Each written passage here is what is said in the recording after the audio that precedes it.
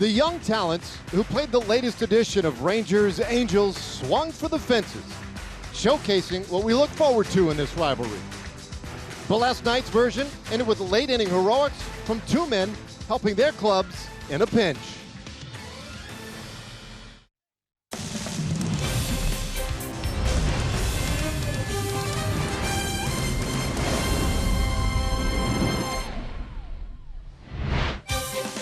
Rangers baseball is presented by Shiner Light Blonde. It's light done right. A beautiful view of the Big A here in Anaheim as we get ready for the middle game of this three-game series. And Adrian Beltre back with the Rangers tonight.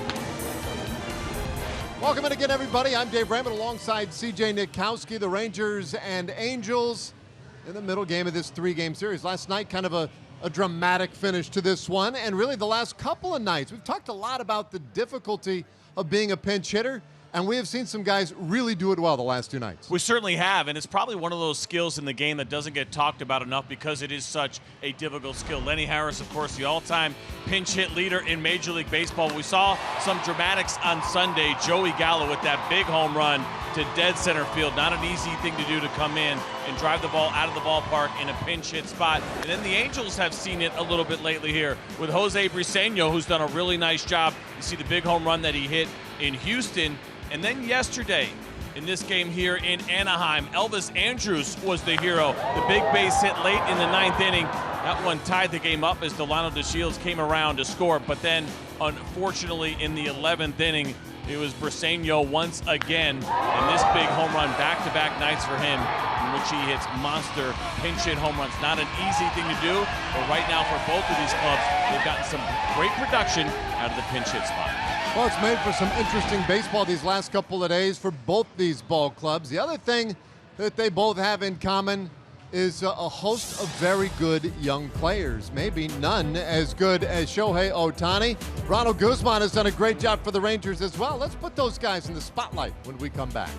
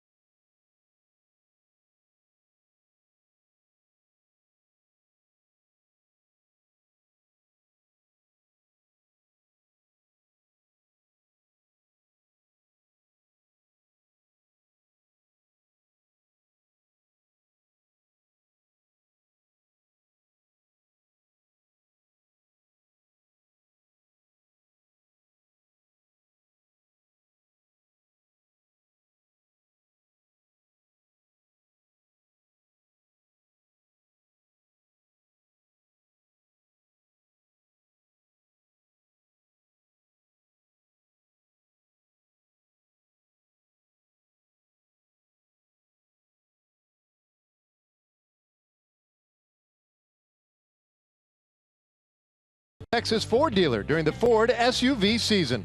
Ford is the best in Texas. Shiner Light Blonde, it's light done right. And by Southwest Airlines. Low fares, no hidden fees. That's transparency. Ah yes, the refreshing waters of Southern California and our Shiner Light Blonde spotlight. A couple of rookies and a real good battle right now between these two and rookie RBIs. Yeah, this thing has really been an interesting season. We talk about all these really good American League rookies, and a great year for Ronald Guzman. Shohei Ohtani, the fact that he is on that list and has done it for a guy that hasn't played every day. Of course, we know he's been a part-time offensive player for most of the year. It's been pretty incredible to watch. Of course, Miguel Andujar is having a monster season, but the AL Rookie of the Year vote certainly will be an interesting one, and you can see why when you take a look at this list. All right, so those are a couple of the young fellas, but great to see the veteran back in the lineup today. Adrian Beltre in there for the Rangers. We'll be back with the starting lineups and first pitch in a moment.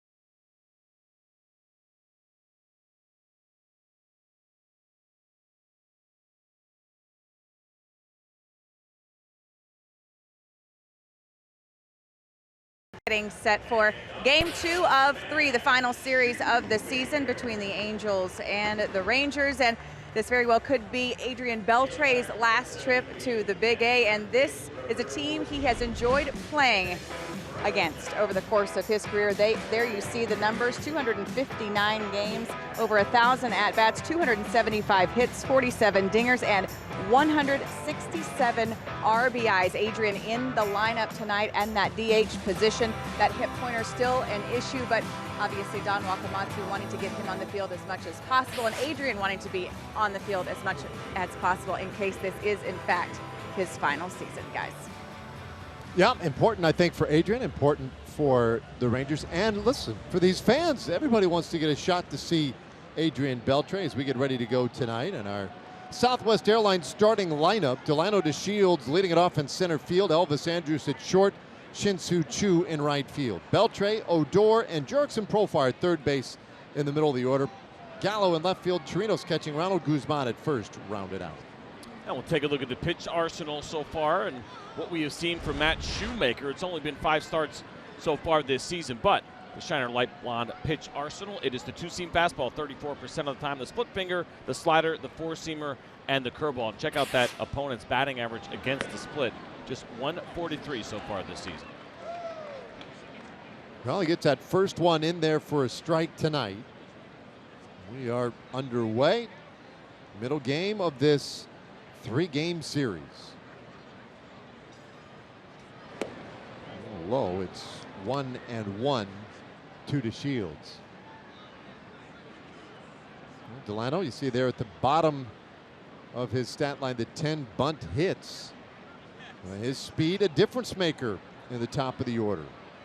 Yesterday, a heavily left-handed hitting lineup for the Rangers. Today, a little more balance. 4 lefties and a switch hitter in there. DeShields up at the top of the order as Don Wakamatsu continues to tinker with the lineup. Trying a number of different things. Also trying to get guys opportunities, time in this last week of the season, in different spots defensively. DeShields lifts this one in the air. Short right field. Coward, who had a great day at shortstop yesterday, makes the first play today from the second base position. The Angels defense this evening is delivered to you by Jack in the Box. It's Justin Upton, Mike Trout, and Cole Calhoun in the outfield. And in the infield this evening, you're going to see Taylor Ward at third, Andrelton Simmons back in the lineup at short, Caleb Cowart, Jose Fernandez, and it's Joe Hudson, the rookie, behind the plate. So 1 out. And here is Elvis Andrus, 255 average for the year, 6 home runs. Shoemaker, as we mentioned, just his 6th start of the season. He was reinstated from the disabled list September 3rd in a game at our place in Arlington. And he went 5 shutout innings in that one, his best start so far. And that one finds the outside corner. 1 ball, 1 strike to Andrus. He had the right forearm strain, unfortunately for Matt Shoemaker, caused him to miss a lot of time this year. And this is a guy who's had a really nice story as far as his ascent to the big leagues, but the last 2 years now, just 19 starts and right at 100 innings. And so injuries have been a problem for him in 2017 and again here in 2018. Yeah, one of those guys. I think the Angels, when they assess their roster every year in the offseason, think about the potential, he's a big part of it. If they could just keep him healthy, they feel like they've got a great one. 1-2 the count. But staying healthy has been the problem. Now, in his debut this year, back in March, it was March 31st in Oakland. And he went 5 2/3 innings in that one. Well, 3 runs on 4 hits. So taking his first start deep into the 6th inning, and then came up injured afterward. And that's a bummer for them. He strikes out Andrus here, and there are 2 gone.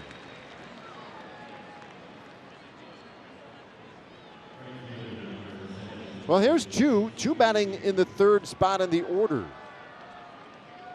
And you see the highlighted 21 home runs for Chu. We talked about it yesterday. 1 short of tying his career high in home runs, and plenty of time yet to do it. But for whatever reason, the home runs have been hard to come by lately for him.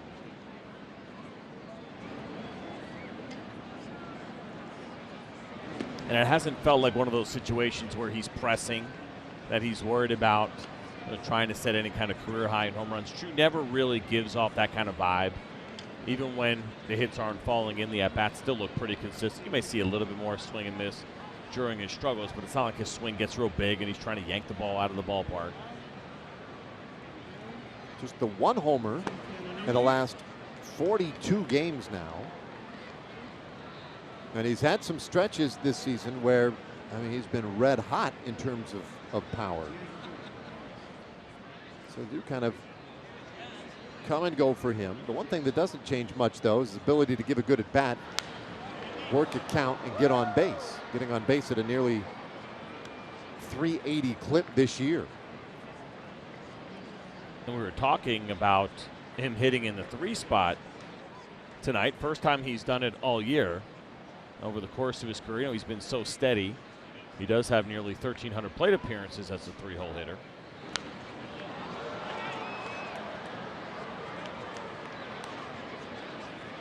Two.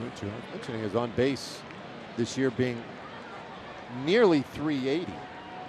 Against right-handers, it's up over 400. 7th best against righties in big league baseball this year.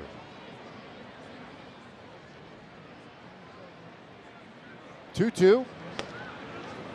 And he takes strike 3 called. So Shoemaker with a 1-2-3, top of the 1st. Rangers going quietly. Giovanni Gallardo to go to work.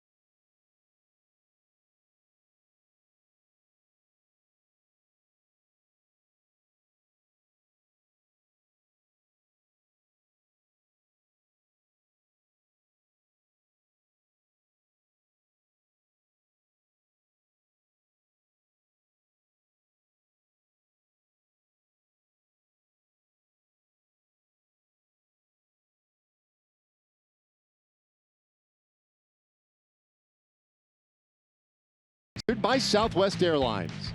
Low fares, no hidden fees. That's transparency. And by Shiner Light Blonde. It's light done right. Well, ready for the bottom of the first inning now. We take a look at the Angels starting lineup, and Cole Calhoun starting it off in right field. Jose Fernandez at first, Mike Trout in center field. It's Ohtani, the DH. Justin Upton back in there today in left field. Andrelton Simmons also back in the lineup at shortstop. Ward, Cowart, and the rookie Joe Hudson catching round things out for the Angels. Calhoun, 205 average. But 19 home runs, 57 driven in. And Gallardo's first pitch, close, but called ball one. There's a note there at the bottom there. 2 hits in the last 47 at-bats for Calhoun.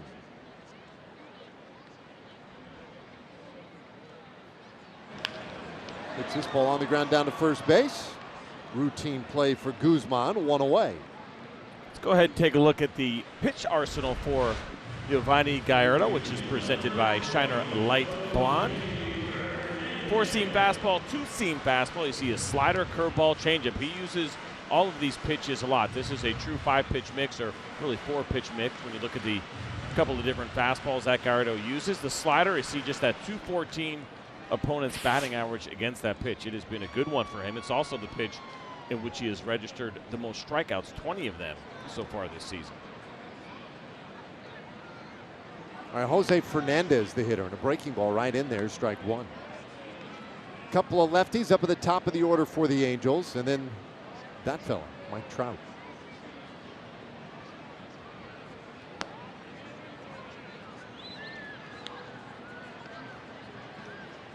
Fernandez lately has found the power stroke.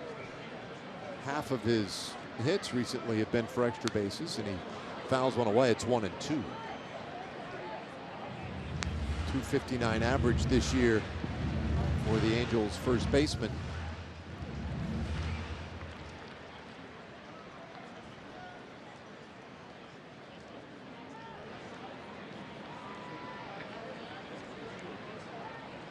He was a September call-up. Second go-round with the club, and just off the plate, 2 and 2. And the Angels are in that same situation and have been for a while as the Rangers, and taking advantage of those expanded rosters. The injuries got in the way as far as their ambitions to contend this year. So now they're doing some evaluating. Had some significant turnover on their roster. Some of it due to trades. Ian Kinsler getting traded to the Boston Red Sox, but then also some due to injury. Zach Cozart missing a good chunk of the year. Albert Pujols has been out for a while. A couple of surgeries for him. Here's ball 4 to Fernandez. All right, let's take a look at the Rangers defense, which is delivered to you by Methodist Health System. Joey Gallo, Delano DeShields, and Shin-Soo Choo in the outfield for the Rangers. And in that infield, Jurickson Profar, Elvis Andrews, Rougned Odor, Ronald Guzman, and Robinson Chirinos catching this evening.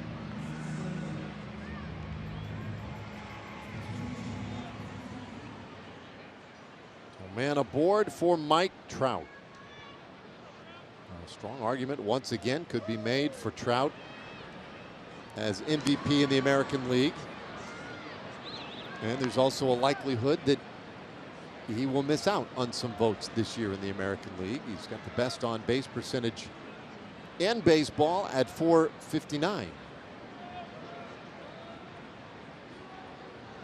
I think what will hurt him this year, Mookie Betts, J.D. Martinez, for voters that feel strongly about the MVP coming from a contender. They're also having some really nice seasons. Now, Mike Trout has never finished lower than 4th, and 4th was last year. He had never finished lower than 2nd in his career. It's been pretty incredible, and I think safe to say that he will once again not finish any lower than 4th. And last year, part of the reason he finished as low as he did was a significant amount of time lost to injury. And this year he missed time again, a couple of weeks in early August, and then had some family issues that he had to deal with that caused him to miss a little more time. He really struggled with the loss of his brother-in-law, Aaron Cox, who was a young player in the Angels system, just 24 years old, and passed away earlier this season as well. It's been a tough year for Trout in that way. And he takes a strike, gets a full count. That's a good pitch from Gallardo. We talk about this with Trout all the time, the idea of trying to elevate.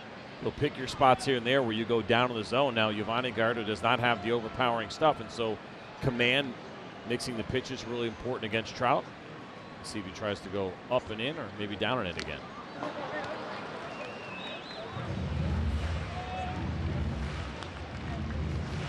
Caught close to the middle of the plate with that one. Yeah, it's one of those situations you're in right now. It's the first inning.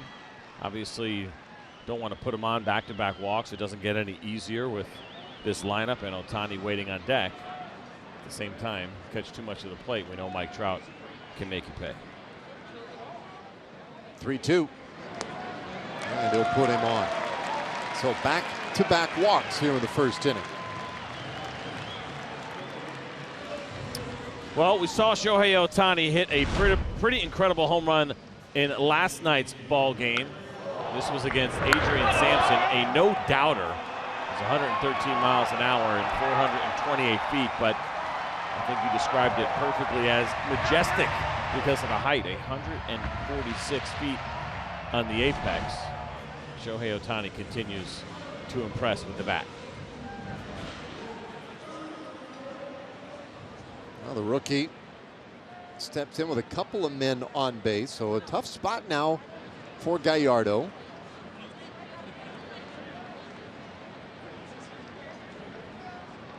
Fernandez at second, Trout at first. Gallardo, the 32-year-old veteran, checks second and delivers. And that one line to first. What a spear at first base by Guzman, and he'll go to first for the double play. Wow. The former hoopster, Guzman, showing some hops. Oh, what a play by Ronald Guzman. We've talked about his defense all year long. He continues to impress. Look at him get up. Even Mike Trout couldn't believe it, and beats him back to the bag for the double play.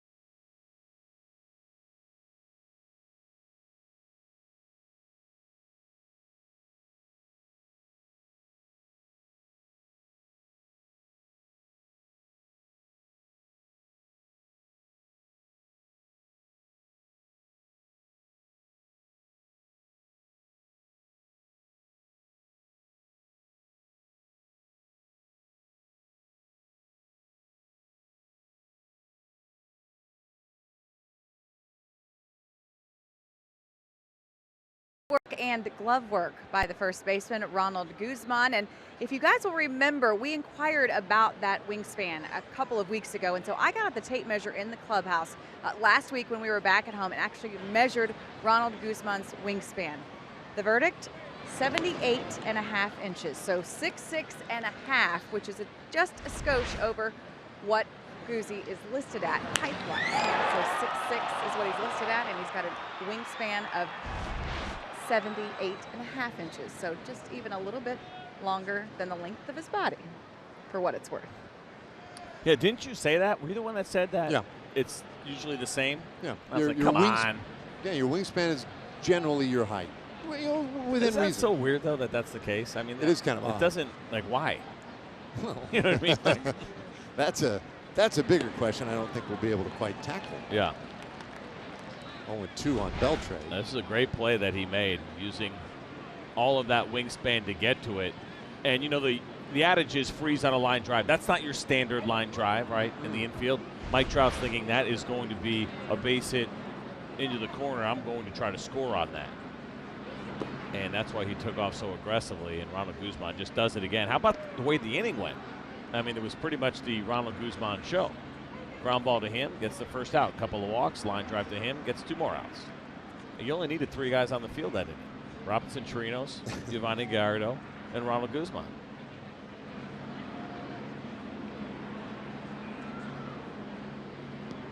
So you go Satchel Paige, just call everybody else in. Now, is that an urban legend, or is that? No, that's true. Yeah. Apparently it was true. See, happened a couple of times. Did you ever see Soul of the Game, that HBO movie? That was a Satchel Paige movie that they depict that scene in there. Little roller shortstop, and Andrelton Simmons with the over-the-top throw takes care of Beltray, 1 away. Well, the final opening day at Globe Life Park is already on the schedule. Rangers and Cubs. That's how we begin 2019 on March 28th of next year. Well, you could become a 2019 season ticket holder today and guarantee your opening day tickets. Full and half-season ticket plans are available now. TexasRangers.com/seasons. So in the movie, Satchel Paige is facing Josh Gibson. Okay. Is that folklore? Well, so as I understand it, Satchel Paige, when he was barnstorming and playing, of course, even in, I'm sure, some regular Negro League season, regular season games, would occasionally do that, right? Now, so did it happen necessarily with Josh Gibson? I can't say for sure, but I wouldn't doubt it. But in the movie, the way they depict it, I think Josh Gibson ends up getting a hit. Well, that would be trouble. Yeah, it's a really good movie. And then I can't remember, he started yelling at one of the kids to, like, go get the ball while Josh was, like, slowly jogging around the bases. It was just a line drive base hit that turned into a home run, but definitely a good movie and worth your time. The 0-2 pitch to Odor. And that one rolled over to the right side of the infield. Caleb Cowart right there for it, 2 away. So here comes Jurickson Profar, and he is our TXU Energy power player to watch tonight. Just needs 1 more home run, and he'd be the 5th switch hitter in Rangers history with at least 20 home runs in a season. Ruben Sierra, Mark Teixeira, Mickey Tettleton, and Bradley. Milton Bradley. So they've had 4 so far. And Profar, if he gets it this year, that'd be great. It's certainly coming if he, for whatever reason, doesn't happen to get it this year. On top of the home runs, and he has 19 of them, he leads his team with 35 doubles. He has 6 triples, also most on the team. It's been a huge year for Jurickson Profar.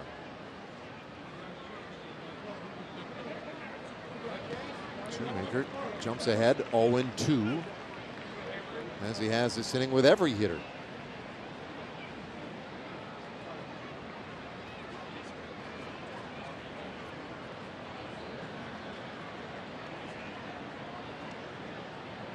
Shoemaker got a couple of strikeouts in the first inning. There's 2 groundouts and a pop-up. Rangers haven't found the outfield grass yet. And the 2-strike offering. A little bit in. Shoemaker was on his way. As far as he was concerned, inning over. Tough to get that call on a 0-2 count. We talk about that one a lot, and I think it was a ball anyway. It definitely was 2-2. So if Profar can do it before the season is over, we mentioned the guys that have done it, and Ruben Sierra did it multiple times, as did Mark Teixeira. But it would be, of the 12 times that it's happened total in Rangers history. He would actually have the 5th least amount of at-bats in which it happened. Well, he strikes out here, and that's the 3rd strikeout of the night for Shoemaker. He's off to a good start this evening. We played 1.5, no score.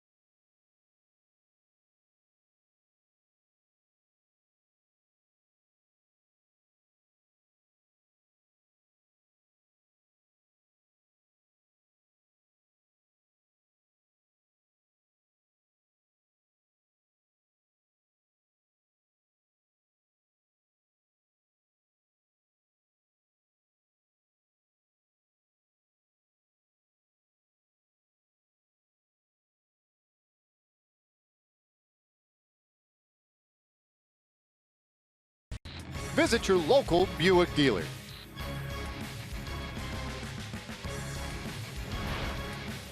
Well, we go to the bottom of the 2nd inning. Guzman, right now, the defensive highlight of this game. Let's see what he tries here in the 2nd inning to keep up with himself as Giovanni Gallardo puts first pitch in there for a strike to Upton. Justin Upton was not in the lineup yesterday. 30 home runs this year for Upton. And how about that? A record for an Angels left fielder. 84 RBIs as well.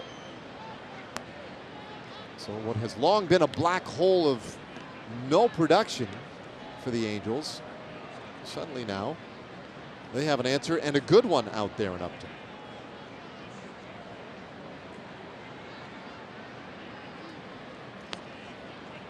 I mean, everybody has their problems. Yep. So far be it for me to concern myself with the Angels, but it seems just a little late on that one, right? I mean, left field? Yeah. Oh, it was unbelievable how consistent. Left field and left-handed relief pitching. Yeah. Just one of those things that was consistently an issue for them for the longest time. And they did finally get their man. They answered that. They went out and they spent the money to do it, right? First the trade for Justin Upton, then the contract extension.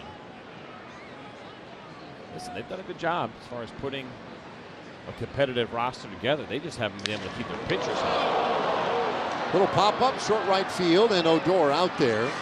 And he'll take care of it for out number 1. Well, this is what you call not breaking a bat, but absolutely smashing a bat. And look at that helicopter right there. That is some scary stuff, as this will go off to the left of your screen right here. By the time Gallardo reacted, that bat might have already been past him. You don't see bats break like that. That Not was quite like that. Pretty clean break.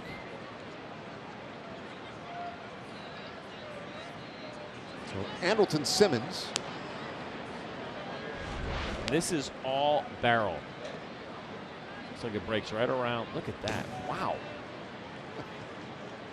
That's incredible.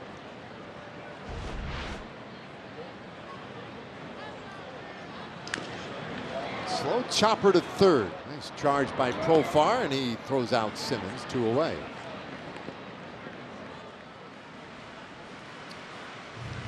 Let's go ahead and get to our showstopper for the evening. And you probably heard me talking about this in the pregame, how great Max Scherzer is and the great stuff that he has. Well, he is now the 3rd pitcher since 2010 with 300 plus strikeouts in a season. Kershaw did it a couple of years ago. Chris Sale last year. Now, the year that Sale did it, he had 308. So I got to believe Scherzer will get one more start right on Sunday.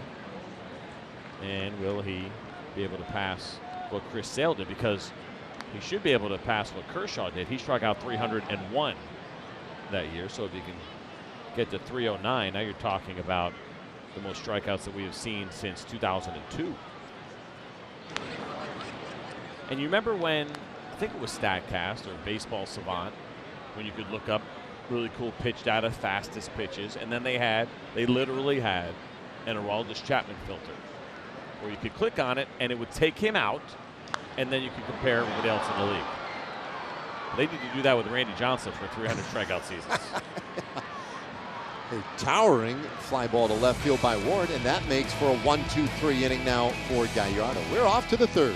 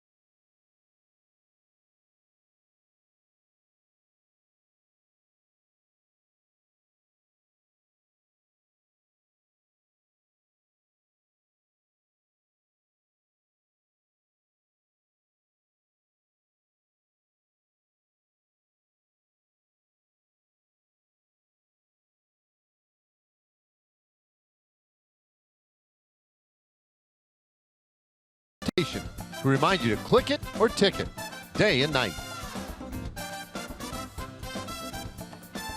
MLB At Bat. It's your #1 Rangers app. You can customize your experience and take advantage of so many great features like the MLB.TV Game of the Day. Download MLB At Bat today. Well, we'll head to the third inning here. Both pitchers off to a pretty nice start so far. Joey Gallo hits this one high in the air out to center field, and that is a soaring fly ball. Deep to center and gone! Way up on that green hill in center field, and Gallo has hit his 40th home run of the year. Congratulations to Joey Gallo. Back-to-back seasons now in which he has hit 40 home runs, and this was a towering shot to dead center field, and a really nice moment for Joey Gallo, and one that is well-deserved. We'll take a look at the pitch here from Shoemaker. That one sat right in the middle of the play. Looked like it was a changeup. You see that downward action, or a slider that didn't do much at 82 miles an hour. Look how high this thing went. They tried to build those or let those topiaries grow out a little bit, so Joey Gallo couldn't get over them. You can't stop him. What? Hedges, whatever they are. Chirinos, and he'll line his up into center field for a base hit. So Joey Gallo, back-to-back years with 40 home runs. A-Rod, the last to do that for the Rangers, 2002 and 3. That wasn't a cheapie. That's cool to see, man. Listen, we love round numbers. We love the history when we start comparing round numbers. Would it have made a difference if he had 39 or 40 when you really look at his season and the production? Maybe not, but it's still really cool. Remember when he hit his 40th last year? He was ear to ear, right, with that smile. going around the bases, and for him to do that in back-to-back seasons, it's special.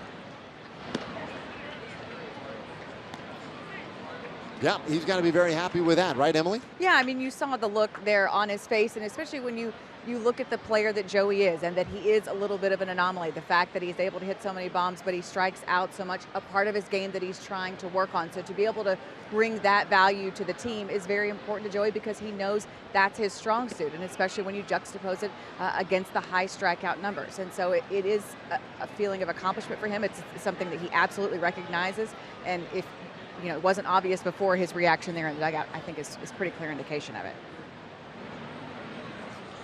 That's a big one for him. So back-to-back years of 40 or more home runs. The fourth Ranger to pull is such a trick as this bouncer on the ground, second base. Quick flip to second. Simmons' throw is high to first, so Guzman is safe.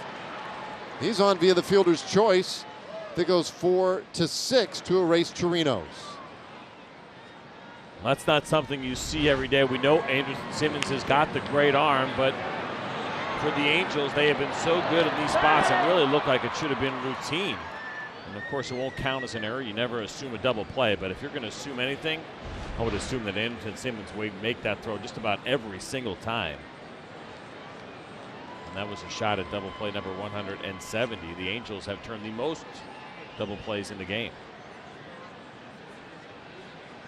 1-0 Rangers on the Gallo home run. Guzman at first now with an out. And here is DeShields.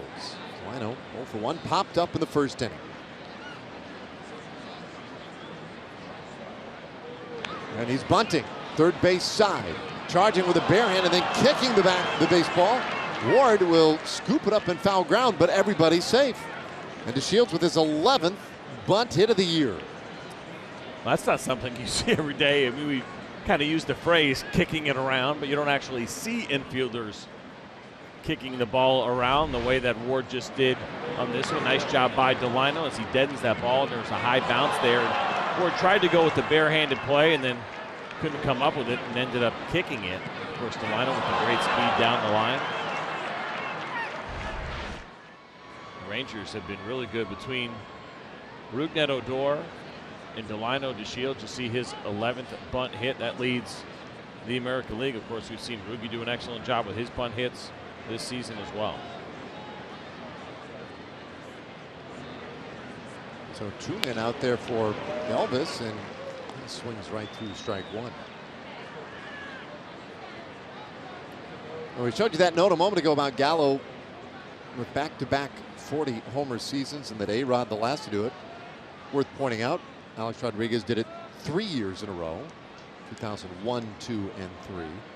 And the other 2 Rangers, Palmeiro and Juan Gonzalez. Palmeiro did it in 01 and 02. And Juan Gonzalez did it in 1992, 1993. And then he also did it a couple years later, started a stretch of 3 consecutive years, 96 through 98.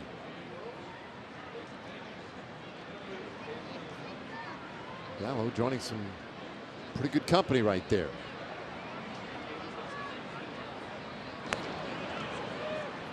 Inside 1-1. There you go. So there are the guys and the years they accomplished the feat. 41 last year for Joey, 40 this year. Well, certainly we expect him to do it again, right, as long as he is healthy. The power of Joey Gallo, maybe that's not fair to say that, but I think we sit here and I think fans sit here and say, yeah, how many years can he actually do this in a row? And he could go on quite the run as long as he stays healthy, right? That's the big key, and certainly not an automatic in this game. He has proven that that power is for real, and what's so cool about the fact that he has done this in back-to-back years was, what were the expectations coming into last season? Going back to spring training, he wasn't even anticipated that he was going to be on the roster, but the injury to Adrian Beltre, well, he ended up being the starting third baseman and stayed the rest of the season, put up those 41 home runs, and proved that he was ready to be an everyday big leaguer. 2-1, and Elvis fouls that one away. Yeah, and the other thing that's pretty cool about it is, I mean, he's 24 years old. And when you think of guys who have hit 40 home runs or more in back-to-back years. Prior to turning 25 years old, you're talking about Willie Mays, Johnny Bench, Eddie Matthews, Pujols, Ken Griffey Jr., A-Rod, Juan Gonzalez, and Troy Gloss. That's it. That's the list. And so he's on that list now. I think that's a pretty good one to be on. 2-2. Another foul ball. Players tell you all the time, and understandably so, that they take it a game at a time, a season at a time, whatever it may be. Well, we don't have to do that because we're not players, right? So you talk about him being 24 years old, and you start to think kind of big. And what could he do over the course of his career? Now, again, health is really important, but the power is for real. Joey Gallo does not hit cheap home runs.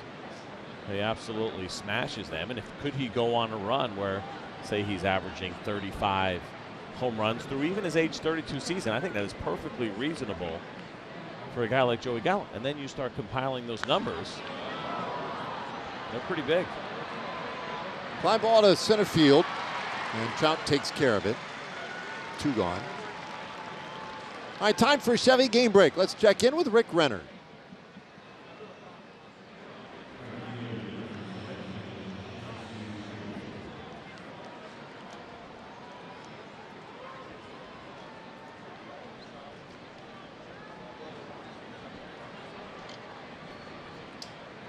Thanks, Rick. What an emotional weekend it'll be for Mets fans. It's been tough to not see David Wright on the field the last couple of years, and injuries ultimately cutting his career short. He still had 2 years left on his contract for about $27 million. He's already announced that he will retire, trying to manage those injuries have become too much for him. And as much as we have gone through this with Adrian Beltre and the possibilities, we don't know. The Met fans, they know for sure, and he's certainly their version of Adrian Beltre. It's not a Hall of Fame career, but it is a really great career. Certainly one of the best Mets of all time, certainly and definitely in recent history. And some tears that are shed at Citi Field. Throw back down to second base. Guzman with that extra half-inch on the reach, able to get back in there safely. I guess it'd be a quarter-inch extra that he gets on the one arm. Unless one arm's longer than the other. It could be. You never know.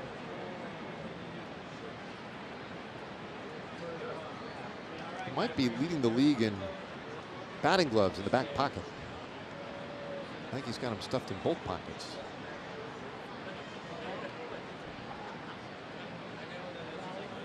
Inside, 2-1. Let's see, 1, 2, and that. Oh, we got another. Yep. Wow. So he has the hitting gloves. Yeah. And then he has the base running gloves. But for whatever reason, maybe he only wears them when he's on first. He's sliding. I don't know. Now Emily's got something to do tomorrow. 2-2.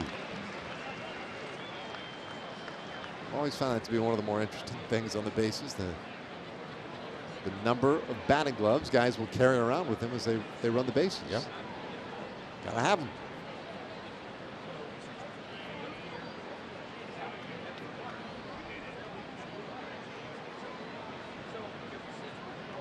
Slight shift on the infield as they play Chu to pull the ball. 2-2.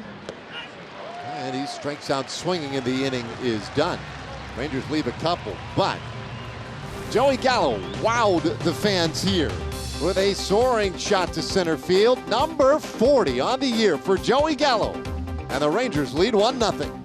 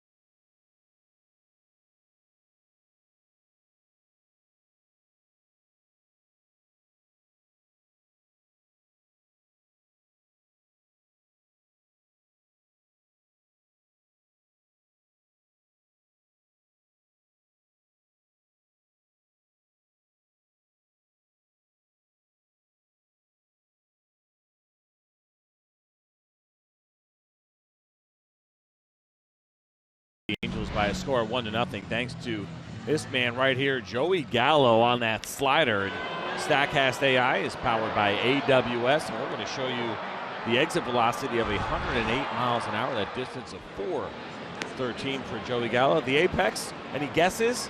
So we had 146, I believe, with Ohtani yesterday. 121. That was pretty high.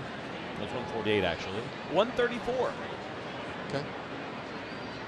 I'd believe you. Yeah, I wouldn't lie, and I'm looking right at it, so you know I'm right. You think that's perfectly accurate? Nope. I really don't. Cowart in a hole 0-2. I guess perfectly is not fair. That's a pretty high standard. I wonder what the margin of error is for the apex. High pop up. Left field, heading foul. Long run for everybody involved, but it is Gallo who gets there. And there is one out. And that gives us a moment to check in with the folks over at Southwest Kia. At Southwest Kia, we've made car buying easy. $250 down delivers, monthly payments $250 a month or less. SouthwestKia.com. All right, one out here in the third inning. Rangers with the 1-0 lead, and Joe Hudson will be the batter here against Gallardo. Giovanni's looked pretty good so far here early on.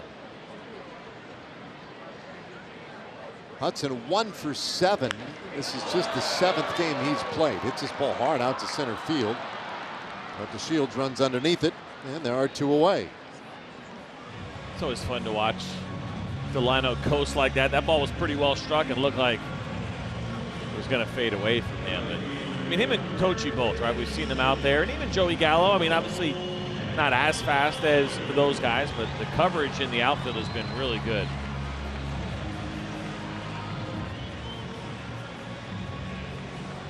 And the defense matters a lot. We talk about certain guys in this rotation when Murata is making starts, when Mendez is making starts, Gallardo. These are contact pitchers with below average strikeout rates. That's not the name of their game. They're not about swings and misses. They're about letting the ball be put in play, trying to keep the baseball off the barrel, induce that weak contact. And this has been a good year for having those kind of guys on your staff. Check this out. This is the ultimate zone rating. As a team, the Rangers so much better than they were a year ago. 8th overall so far this season, 24th last year, and they had a negative rating. That is quite the turnaround for an entire defense. Calhoun lofts one out to center field, and an easy play for the Shields. Completes a 1-2-3. Giovanni Gallardo cruising so far through 3 innings, working with a 1-0 lead.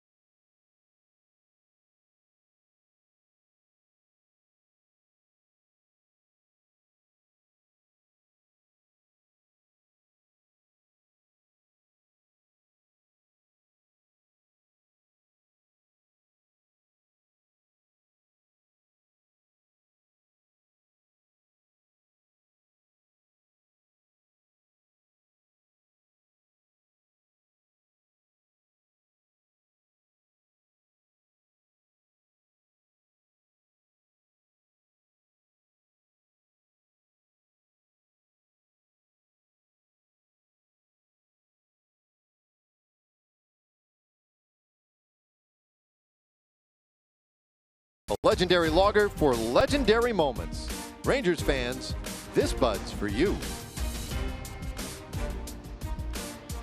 A little of the scene from Sunday back home.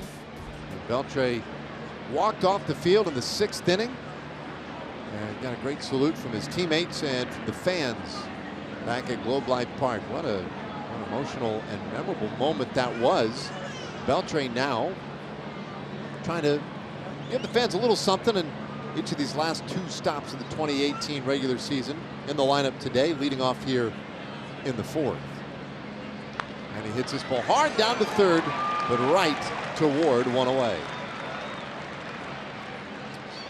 Some hard lineouts today in this game. Shohei Ohtani with that 100-mile-an-hour line out for a double play.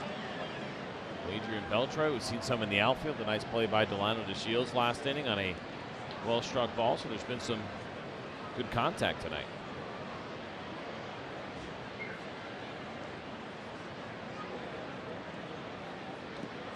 Well, here's Rugi.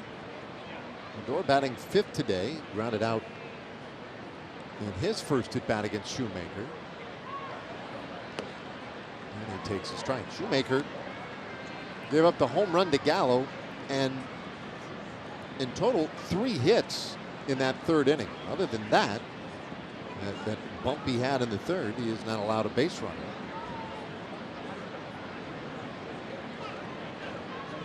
First 2 innings, very much in command of this thing. That one tight. Goes to 1-1 on Odor.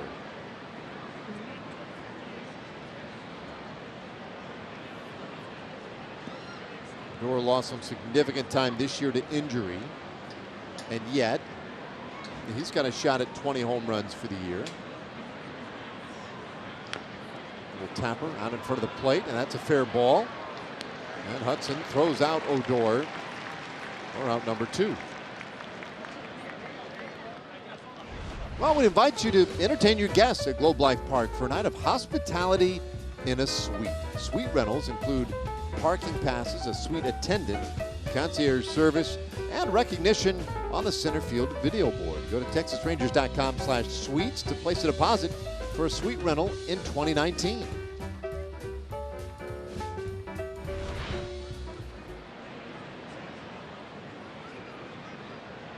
Profar struck out on the 2nd.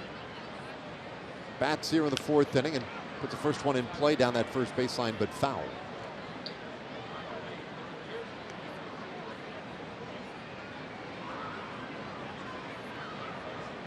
Shoemaker making just his 6th start of the year, a 2-2 record, a .548 earned run average. Another year, the majority of it anyway, lost to injury.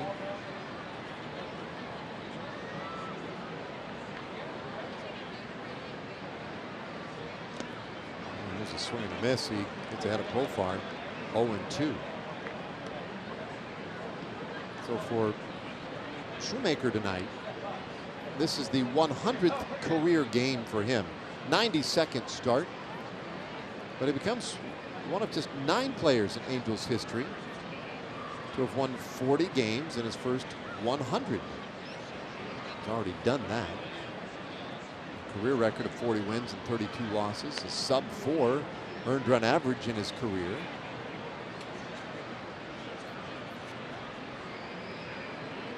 It's over parts of 6 seasons he has pitched now with the Angels.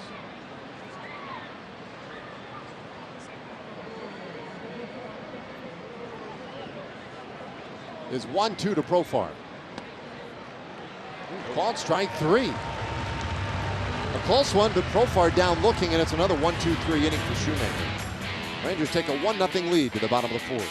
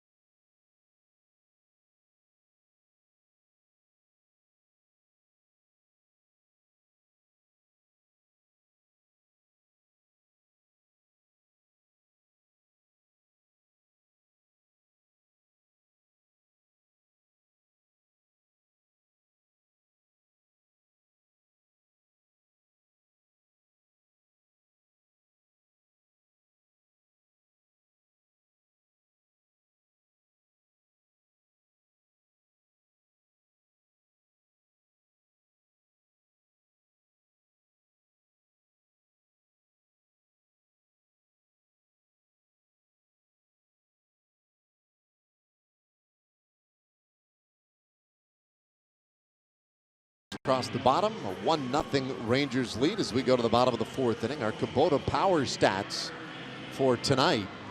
Rangers pitching. Now this is since 2000. You look at the seasons with the fewest walks allowed. 2012, 2011, pretty good years. Well, here 2018, only 469 walks issued by Rangers pitching, and not likely to walk enough to pass the 2006 season. So this will be one of the better years in recent history in terms of eliminating those free passes. We heard the conversation in spring training. That was one of the goals for this Rangers pitching staff, was to get the walks down. Last year, a 3.5 walk rate. Coming into tonight, 3.1, as we mentioned, third best since 2000 for this organization. Twice they have been under since 2000, 3 walks per 9. Not surprisingly, seasons 2011 and 2012. They get an outside shot of getting there. They'd have to be pretty stingy the rest of the season to get that rate under 3. But regardless, it's been a really good year. That's important. You sit there and you evaluate your team, and wins and losses, we know about those, right? There's no surprises there. But you got to dig in. And one of the things you'll look at with the pitching staff, and when you're talking to your pitching coaches, as you see Doug Brocail there, and of course Dan Worthen is the assistant pitching coach, is what kind of improvement do we make in areas that we're really trying to improve? Well, a significant improvement in walks this season. 2 balls, 2 strikes on Jose Fernandez. Gallardo, sort of funny, I guess, given this conversation. He walked Fernandez in the first inning. And the guy waiting on deck, Mike Trout, walked him as well. Oh, that one inside. Did that get a piece of him? No. All kinds of questions to be had there. Did he swing? Did it hit him? I think he actually thought that that ball was going to hit him. The reaction, I think that's what his reaction was. This was kind of unusual. I think he thought that the ball hit him. He wanted to swing at it. You talk about like anticipating contact right there. 3-2. And this one lined softly over short. And that's a base hit. Fernandez is on to begin this 4th inning.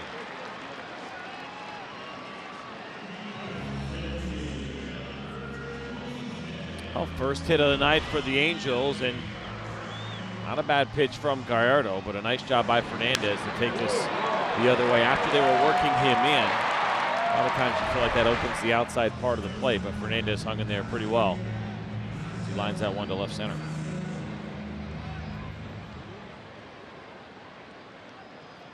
So man on in front of Mike Trout now.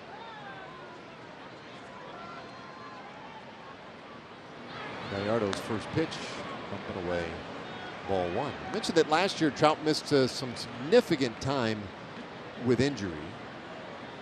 Last year was also the first time, I was surprised by this, but the first time in his career that he walked more than he struck out. He had 94 walks to 90 strikeouts.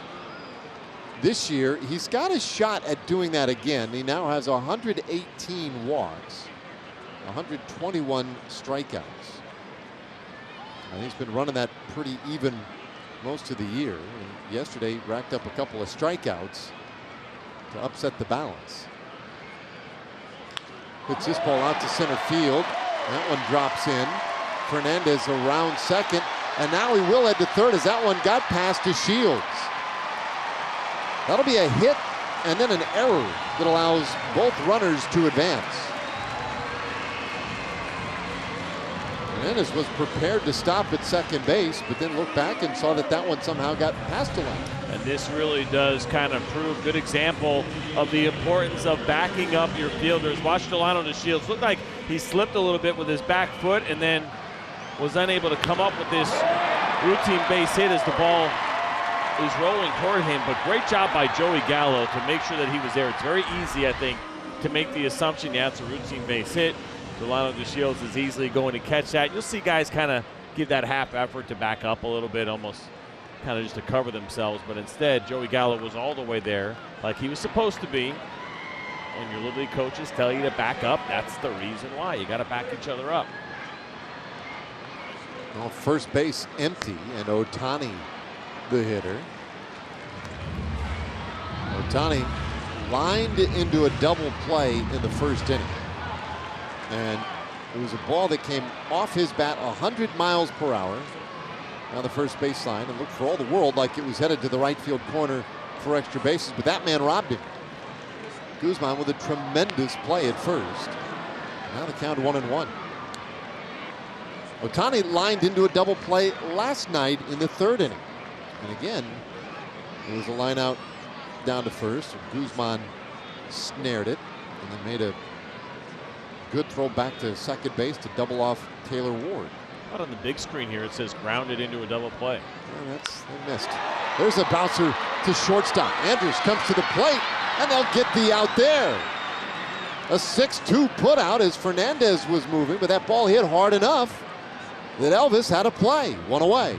And you don't see this too often with the infield back, right? It's one thing when you have the infield in and you try to cut the run off, but look where Elvis is playing. And this ball was hit so hard and really not much of a jump at all by Fernandez. He was looking at the ball. Yeah. Right? That is weird. Like, it's one thing when you're over at third base, you got a couple of different options. You go on contact, or they tell you to see the ball through, which means you don't go anywhere until you see the ball has gotten past the infielders and goes into the outfield for a base hit. That looked like that's what the play was, but he decided to run anyway. Some bad base running. A great play by Elvis and a strong throw, but some pretty bad base running. Ohtani hit that ball a little harder than the ball he hit in the first inning. That went 103 miles per hour. So now it's Upton who popped up in the second. Rangers lead 1-0. And now a ground ball could get Gallardo out of the inning. Man, how huge would that be after having second and third, nobody out? Having to face these two tough hitters. I mean, certainly no easy task with Upton up there.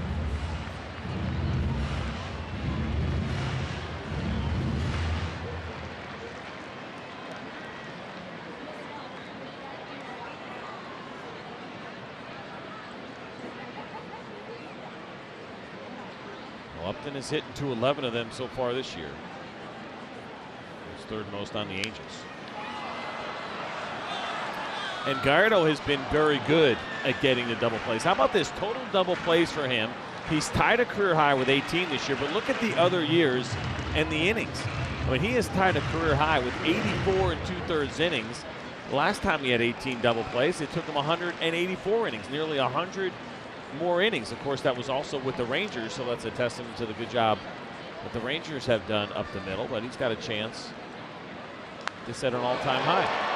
This ball down the left field line, but hooks foul. Good play by that dude down there with the glove. Upton out in front just a little bit.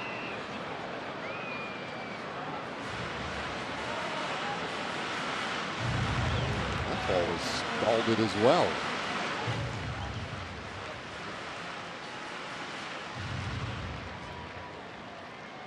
Justin Upton has always been a good off-speed hitter. You see what he's done. 17 home runs on breaking pitches this year. That's the most in Major League Baseball. More than half of his home runs on breaking balls. Trout at second, Ohtani at first. Gallardo's 1-2. Trout running, and that one pulled foul.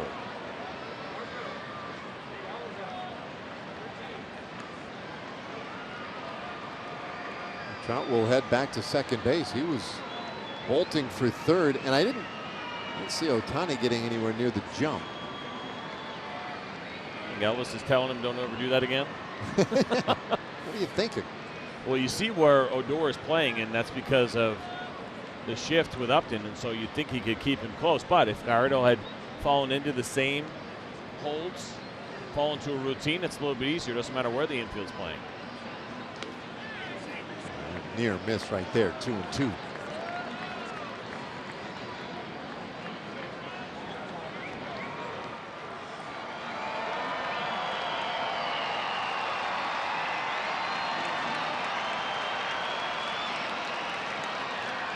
Upton now with 96 home runs over the last 3 seasons. There's 30 of them this year. The 2-2 pitch, and that is outside. It's a full count.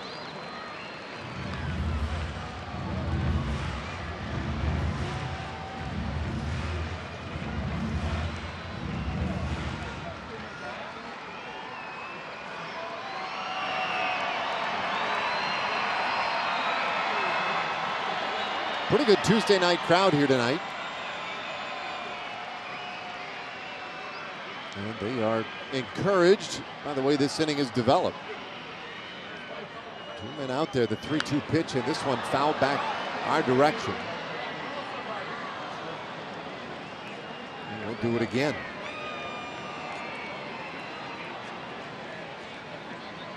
So Upton running a pretty good battle here for Giovanni Gallardo.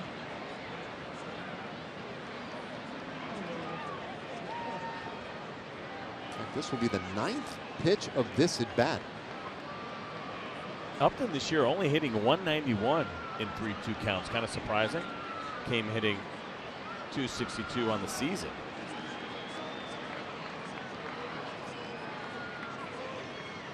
Only a couple of home runs. You feel like that'd be an advantage to him. Obviously, the batting average is not going to be affected by walks. So, a bat that's not ending in a walk or a sac flight, 191. Pretty shocking. Well, the 3-2 and a swing and a miss, strike 3. He strikes out for the second out of the inning.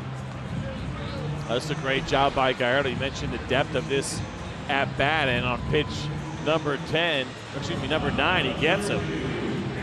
It was out of the zone, but you're a guy like Justin Upton, and you see a runner out there in scoring position, knowing that Mike Trout's going to pretty much score on any base hit.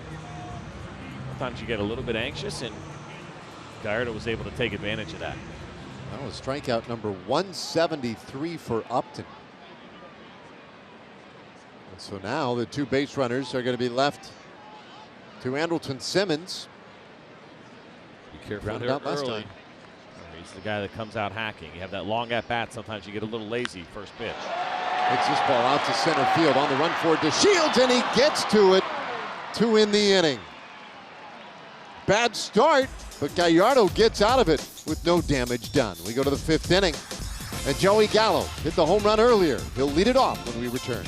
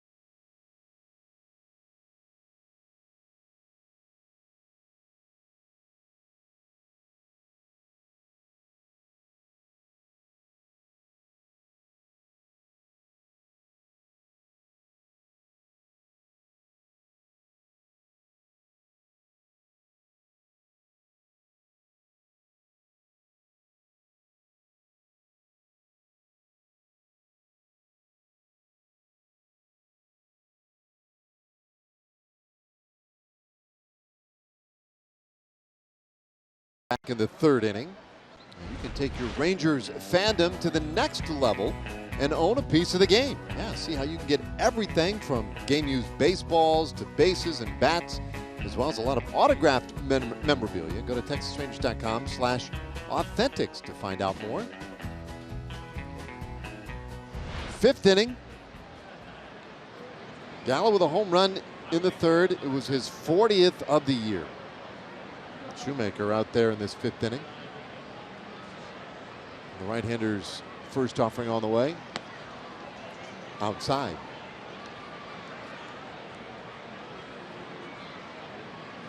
And 92 RBIs. That was the other piece we had talked about, was could we see Gallo get to 100 RBIs before the year is done? That's going to be a tough one. 2-0. Well, obviously he'll need a little bit of help. Guys getting on base in front of him. You never know. Yeah. A run could be there. 5 games after this one. What's he need? 8 more? How many? What's 8 more, yeah. Big swing right here, and the count goes to 2-1.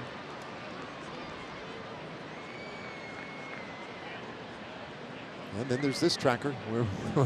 We are a little fascinated with this. Last year, 41 homers, 32 singles. This year, more home runs and singles again. Only he and Mark McGwire have ever done that in consecutive years. I don't know if anybody is more obsessed with this than Jason Stark, though. He's pretty obsessed with it. Yeah, Gets pretty excited about it. Jason loves the quirky stuff, right? I mean, that is one of his strengths. He's a great writer, broadcaster. When it comes to the quirky stuff, he's on a level all by himself. Gallo strikes out here. 1 away in the 5th. Well, you mentioned it, just 5 games remaining as we take a look at our progressive upcoming schedule. We'll wrap it up here tomorrow night. And then a late evening flight into Seattle. Thursday through Sunday, the final series of the regular season. It'll be interesting to take the temperature of those Seattle Mariners when we get to town after now being officially eliminated from postseason contention. Just interested in the temperature period in Seattle. That'll be a nice treat. I think it'll be a nice treat. Maybe I'm it'll be nice. It'll be cold. Setting myself up for misery. Just felt like it's been hot, like wherever we've gone, wherever I've been for the last, I don't know, 4 months. Something just hasn't cooled down. It's been nice here. Chirinos plunked yet again. And Robinson has just been an epidemic this year. That's the 19th time that he has been hit by a pitch. And Carlos Gomez, who did that last year, hold the team mark, which is probably an appropriate word to use. Now, you would think that setting the team record would put you pretty high. Well, you got to be leading the league, right? You just set a team record. No. Well, Gomez got him there again. Yeah, well, Gomez has been hit 21 times. Brendan Nimmo's been hit 22 times this year. And Nimmo's making a late run there.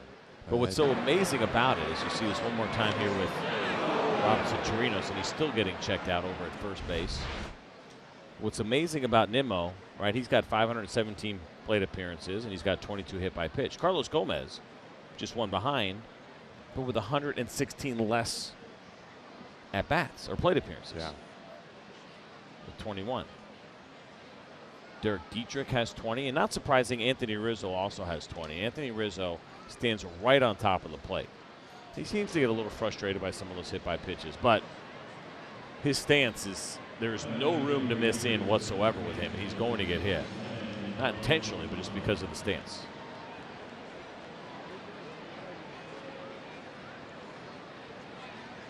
Well, the Rangers have a base runner. And Ronald Guzman, and the hitter now at the left side of the plate. So outside of the 3rd inning, Chirinos, the only base runner the Rangers have had. And did all their traffic in the 3rd. Noe Ramirez on our Southwest Airlines bullpen live look. He's getting ready in the Angels pen.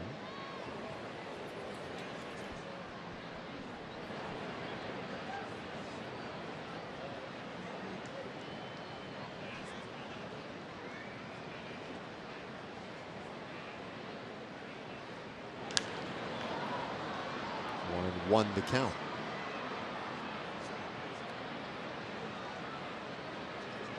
You see Guzman's numbers, 16 home runs and 57 RBIs. What a fantastic rookie season for Ronald Guzman. A year where the American League has turned in more than its fair share of great rookie performances. He's among the top 5 or 10 this year in the league. And I hesitate to use the word because it would, I think, carry some negative connotations. But I mean, what an incredible surprise that has been. I mean, there was no expectation that he would be with the team anywhere near as much as he has been this year, but for those 3 big injuries that happened in fairly close succession back at the early part of the year, Odor, Andrews, and Beltre were all injured. And Guzman got an early call-up and then delivered. I guess that's sort of the key. 2-2. Yeah, it was a surprise that we saw him in the big leagues with the Rangers. You mentioned how he got there, but then the fact that he was able to perform as consistently as he has. It's been a great first season for Ronald Guzman. I think a good jumping off point for what could be a very good career. He's certainly been great with the glove. The offense has been very good as well.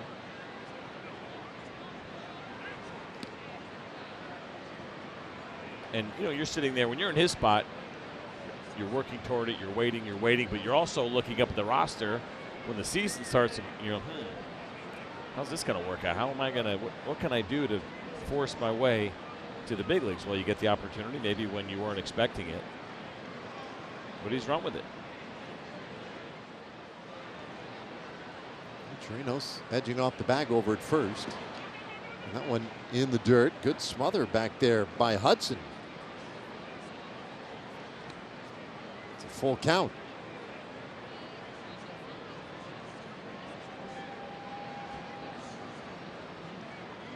Shoemaker, there have been stretches tonight where he's been very much in command, but it seems he's bogging down a little bit here in this 5th inning. I see the pitch count at 63. That is exactly what he threw in his last start against the A's, but it only lasted 2 2/3 innings. Now look at Chirinos this time. And outside of that start in which you talked about earlier when he got hurt in March, that was on March 31st. He threw 90 pitches in that game, but since his return from the DL on September 3rd, it's been anywhere between 62 and 77 pitches. So they're being a little bit careful. They're not going to push that pitch count too far with Shoemaker. Well, Guzman, after a long wait, asked for time himself. It seems like he's gotten really extra careful all of a sudden. He's slowed down his pace. He probably knows that the end is near and trying to figure out a way that he can get through this inning, and so he's been a little bit more deliberate.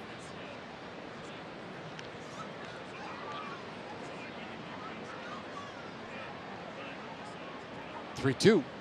And Guzman rips this one into right field. That's a base hit. Chirinos heads to second and stops there. And the Rangers have a couple of base runners in this 5th inning. Good at bat for Guzman. Well, he was patient. Saw a lot of pitches below the zone. That one was at the bottom of the zone, and a good job by Guzzi. You see that there, the short swing, hooks this thing into right field. And he hits it pretty hard. The time of that at bat felt long. From start to finish? Yeah, like if you were timing them, and you sit there and you go through. It was only 6 pitches, so it wasn't like it was a lot of pitches, but it just seemed like it had taken a while. He hit that ball hard, 103 miles per hour. Yeah, I think Shoemaker, obviously, with base runners and working out of the stretch, I don't want to say becomes paralyzed in his decision making, but he really, really grinds it to a halt. I mean, when he's pitching with the bases empty, and he did. He had a perfect 1st and 2nd. He had a perfect 4th inning. He has a pretty good idea of what he's doing and goes right after it. But boy, I'll tell you what, you put a base runner on there, and this becomes a staring contest. That one gets away, and both runners will move up on a wild pitch.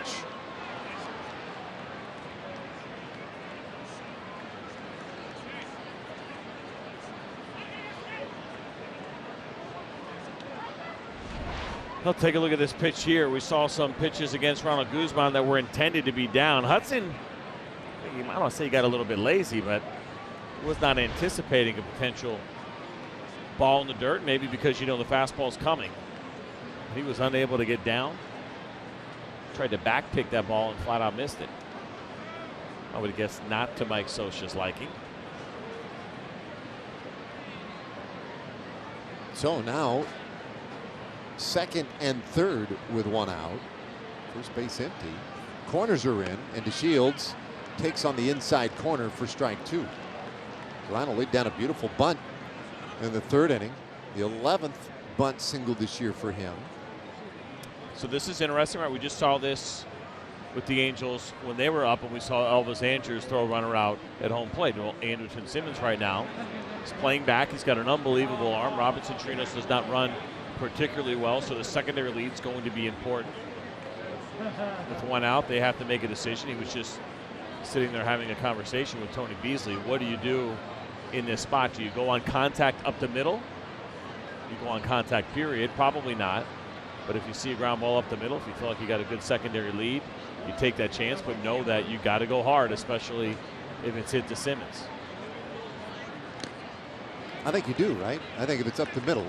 When I say up the middle, I mean between short and second base. Not up the middle as a base hit up the middle. Right. I mean a routine. If No, you no, go no, off the bat, yeah. if that's Like a it's routine ground hitting- ball to short, you go. Exactly. I think, and listen, it seems like they're conceding the run in that spot. Usually only see the middle go back if you're trying to turn 2, but obviously first base is unoccupied, so there's no double play to be had.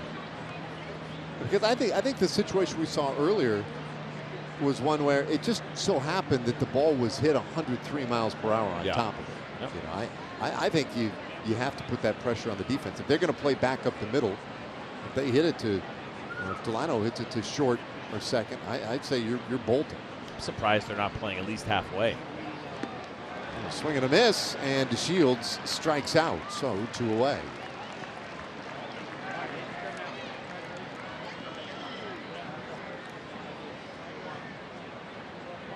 That'll bring up Elvis Andrews, our WinStar World Casino and Resort leaderboard. Now, when Elvis came up in 2009, since that time, he has scored 799 runs. Only Kinsler, Robinson Cano, Miguel Cabrera, and Adam Jones have scored more since that time. What a great time to get number 800. Yes. Score that 800th run and pick up 3 RBIs all at the same time. Tell you what, he's got a decent shot to pick up 2. I know there's 2 outs, but Ronald Guzman has all kinds of room for a secondary lead. They're not even remotely close to holding him on at second base. And that's one of those things you got to take advantage of. You got to be careful. I don't want to overdo it. But neither Fletcher nor Simmons right now are keeping him close. Sorry, Cowart. Look how much room Ronald Guzman has. And so you take that lead as far as you can go. Obviously, you worry about the back pick, but a good secondary lead to make sure that you score on any base hit. Or think about this, too. As a ground ball in the infield that you would think would be an out at first. You get a good secondary lead at second base, and there ends up being an error. You want to be able to score on that one as well. Now Cowart starts to sneak in. Maybe they're listening to the broadcast in the dugout. Yeah, I know Mike CJ, Sosa said he was a huge fan of ours. use your inside voice. 2-0. You're projecting a little too much. I always wonder that, obviously not now with the crowd here, but when we get here early at like 3:30, 4 o'clock, we're not that far from the field. This is one of the better views in the game from a broadcast booth. Like, can people down there hear us? Like if someone's walking around the field. Yeah, it's like being on a lake, right? Like, who am I talking about right now? Like, are they going to hear me? You know?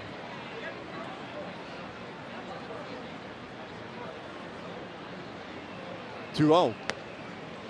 There's a strike. Yeah, there you go.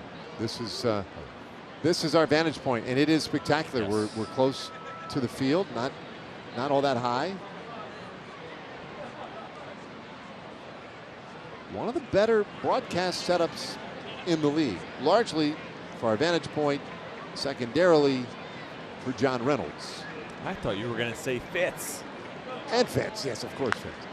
Bouncer, left side of the infield. Backhand stop by Simmons, and a true throw gets his opposite number. Shortstop on shortstop crime right there. Rangers lead 2 in scoring position. We're halfway there, 1-0.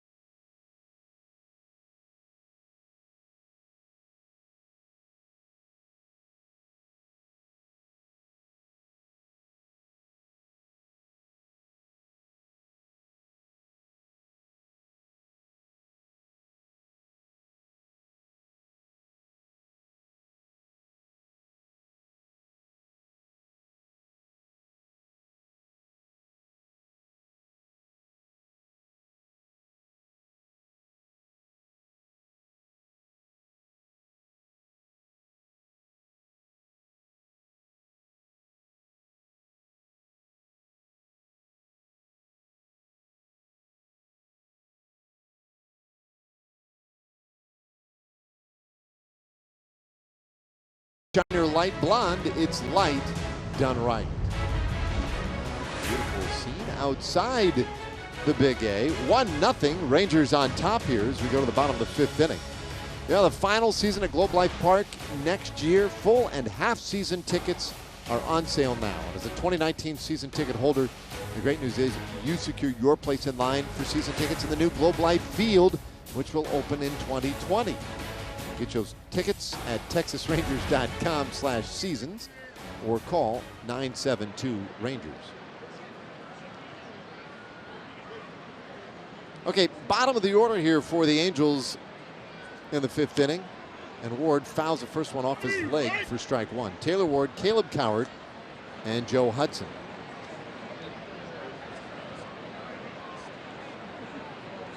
Ward flew out to left field in the 2nd inning, 0 for 1.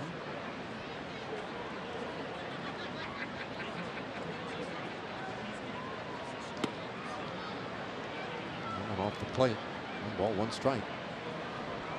You mentioned it earlier, CJ, that this is a team we were talking about at the time, Matt Shoemaker, who would come back after missing a large part of the season to injury and making a 6th start tonight, but that there are guys like Taylor Ward or Joe Hudson, who's catching and going to bat this inning as well, who've gotten some opportunities here.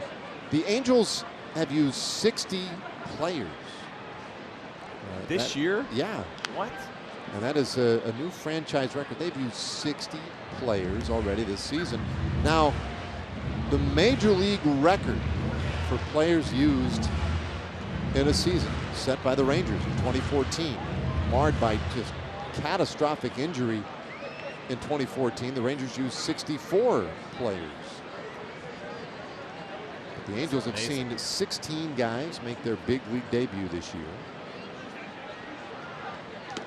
See, it's a 40-man roster that you have to work with, so it's a lot of 40-man roster movement. Guys that were taken off and added. That is incredible. There were 2 separate points this season where they had 15 players on the disabled list at the same time. Ward flies out to left field, 1 away. 15 players on the DL at the same time. And all told this year, the Angels have sent 25 different players to the disabled list. That is most in Major League Baseball. So they know a thing or two about injury. And think about it too. We mentioned all those numbers. Shohei Ohtani, the biggest thing to happen in the offseason, and one of the greatest players in the game this year as a rookie. He blew up his arm. He's having surgery in a week. Yep. But they managed to keep him in there as a hitter. Otherwise, throw him in the mix of all the injured players this year. I mean, what an absolute mess it has been. They currently have 11 players on the 60-day DL. Right, of course, you have the 10-day DL. The 60-day DL, what that does, it allows you to add somebody else to your 40-man roster. So if there's a player that's on the 60, he technically does not count against your 40-man roster. 11 players on the 60-day DL at the moment. Quite unusual, right? They have really struggled with injury this year. 1-1 to Coward off the plate, 2-1. Anyway, look, there are ways you can frame it or look at it, and part of that is opportunity aplenty for young players or guys looking to make a mark. No manager or general manager wants to deal with that. And Mike Scioscia, this is the final year of a long contract, a 10-year contract he signed with the Angels. And there's question about his status for next year. Hard to hold the record this season against him. They are 76-81. And he's been here 19 years. And in his mind, he's not done, right? He wants to continue to manage. Loves the job. There's so much work that's put into it, so much time that is put into it. He's ultra competitive. 2-2 pitch, and Coward swings and misses, strike 3. 2 gone in the inning. Time for a Chevy game break. Let's check in with Rick Renner.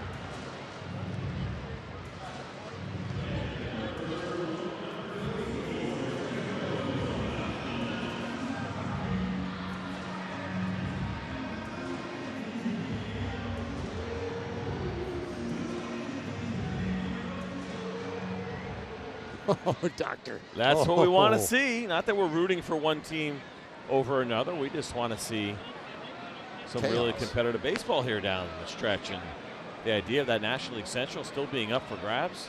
For the Pittsburgh Pirates have been kind of a pain. They were a pain for the Brewers. We talked about that a couple days ago. I think they were, what, 5-14 or 6-13 against them this year for the Brewers. And that's why you don't look at strength of schedule. You can peek in a little bit, it's okay, but you just never know in our game. That's what's great about our game.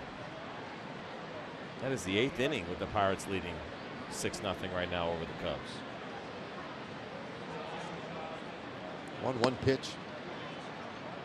Hudson takes low and in. Hey, one more part of that with Mike Scioscia, too. Yeah. He's only 59 years old. He's definitely got plenty of time left if he wants to do it. I mean, it's from an age standpoint, it's not like he's even, close to being near the peak as far as what we see from managers. High pop-up. Foul ground, first base side, long run, and Guzman got out there, but then got a little twisted up. Didn't quite make that play. That's a long, long run for him.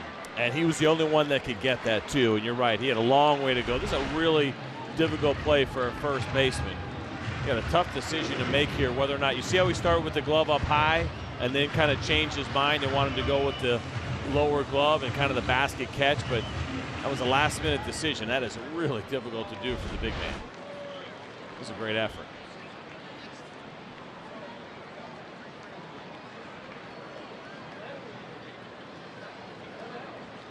So Hudson stays in there, 2 balls and 2 strikes.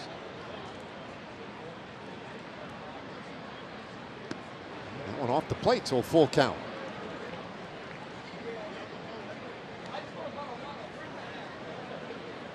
We keep mentioning, of course, that Joe Hudson is a rookie. He's 27 years old.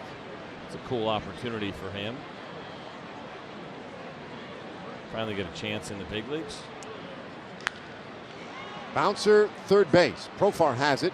Slings it across the diamond in time, and Hudson retired. It's a 1-2-3 for Gallardo. He continues to spin a good one here tonight. Rangers lead it 1-0.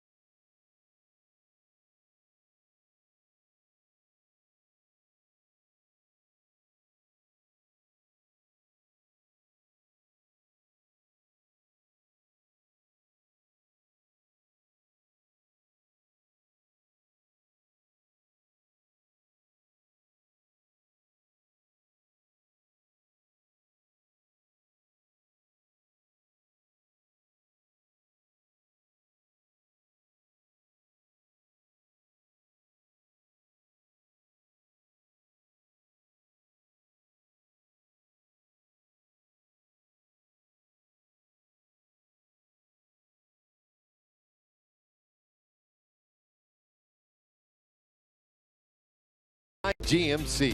Visit your local GMC dealer today.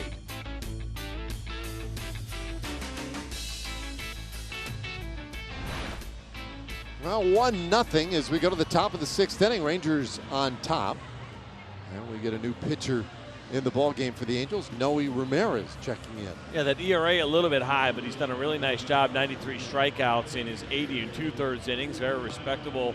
237 opponent's batting average against. It's a fastball, slider, and changeup for Ramirez. The fastball, not a hard one. This is a guy that relies on that lower arm angle, some funkiness to the delivery. Just averages 90 miles an hour. You'll see the slider at 78, the changeup at 85. But it's movement, it's deception, and you saw the strikeout total, and it's been very effective for Ramirez. Well, he will get the 3, 4, and 5 hitters for the Rangers in this 6th inning. Chu, Beltre, and Odor. 1-0 the score. The only run tonight coming on the Joey Gallo home run in the 3rd. The next run will be coming on this Shin-Soo Choo home run here in the 6th. Oh. He takes high for a ball. Tying a career high. Yeah. The time is right. Ramirez has allowed 15 home runs this year. I like how you think, Raymond. I like how you take the numbers, analyze the situation, and put together some analysis. Like a pro. I'm just a guesser. Chu is 0 for 2 with a couple of strikeouts so far tonight. I think excited to see somebody else in there. 1-1 from Ramirez. Off the plate, 2-1.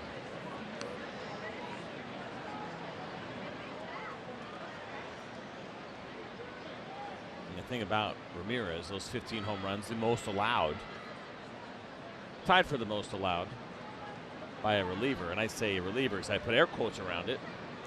Do you know who was also allowed 15 home runs as a reliever this year? Foul away, 2-2. Okay, so it's got to be. Gave you the air quotes. Good hint. Right, so it's got to be somebody who has come in, who's really a starter, but been used as the primary a couple of times.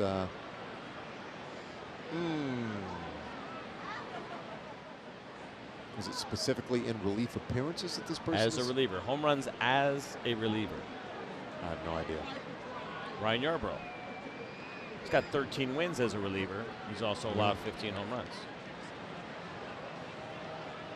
He's going to set like all kind of reliever records. Yeah, he is. Well, I think he's tied for most wins. He's got 15 total wins for someone who's made less than 10 starts in a season. Now, Ramirez did allow 1 home run as a starter. He had 1 start this year. And they used him as an opener. He threw 1 inning. Foul tip into the glove by Chu. And that strikeout begins the 6th inning. With Adrian Beltre coming to the plate. Every time we come here to Anaheim and play the Angels, we always talk about these 2 guys. Adrian Beltre, Albert Pujols, 2 guys that will be going to the Hall of Fame and 2 guys that will be first ballot Hall of Famers. I feel pretty comfortable saying that because you look at these numbers. Better than 3,000 hits for both of these guys.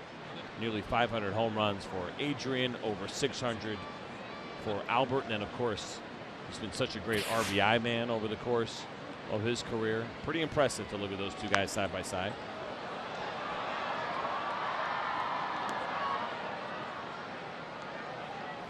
Beltre is grounded out to short, lined out to 3rd so far tonight. Did not play yesterday, got the day off.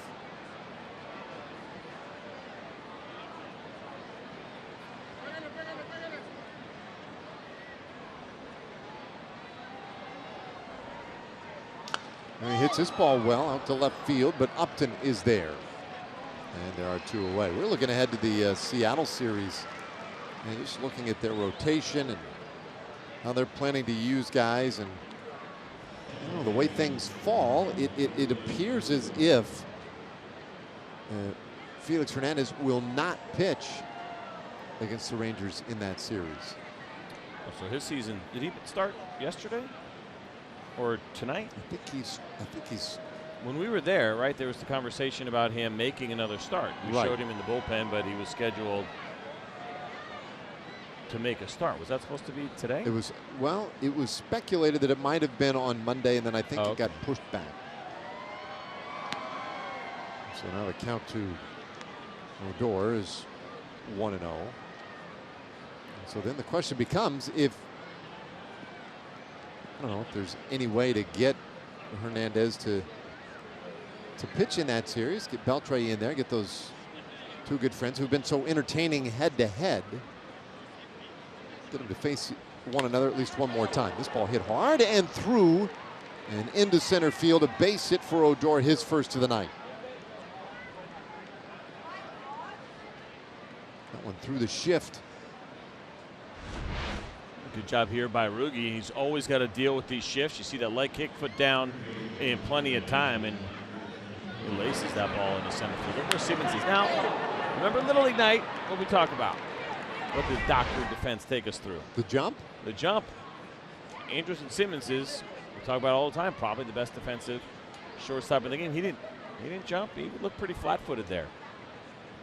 We'll take it.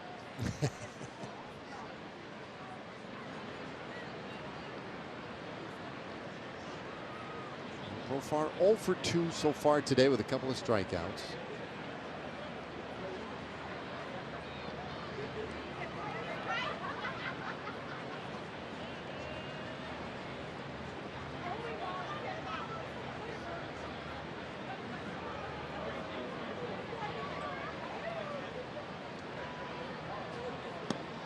We'll take one outside here.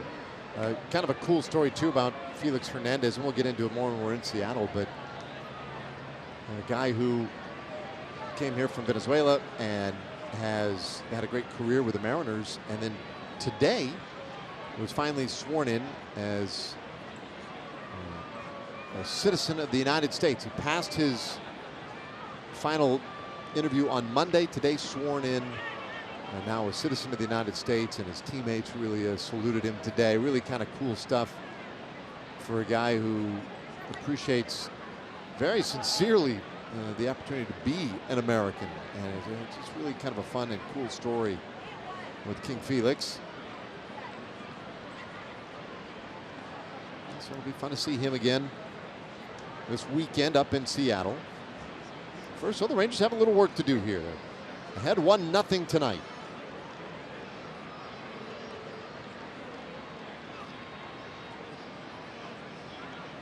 Profar takes just off the plate, 3-0.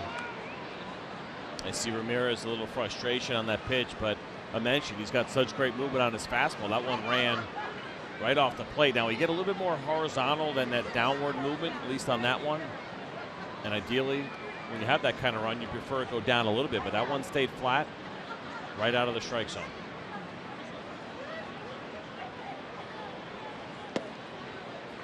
There's a strike on the inside corner. 3-1 the count. This is a really good example of why you can't just look at the numbers, radar reading, spin rate, that kind of stuff. His fastball's got a little bit of jump to it. Even though that one was just at 90 miles an hour, it's got some really good life. And the numbers this year, the strikeout numbers back it up.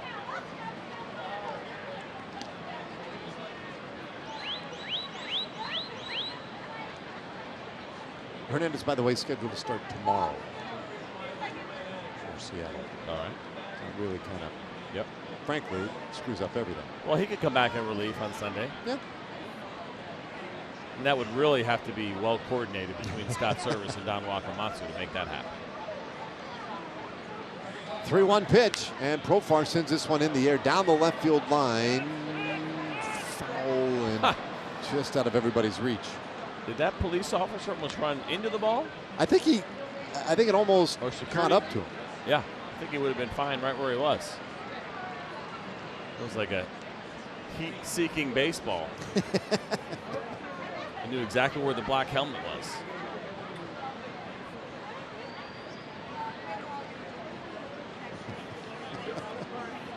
Back to your corner.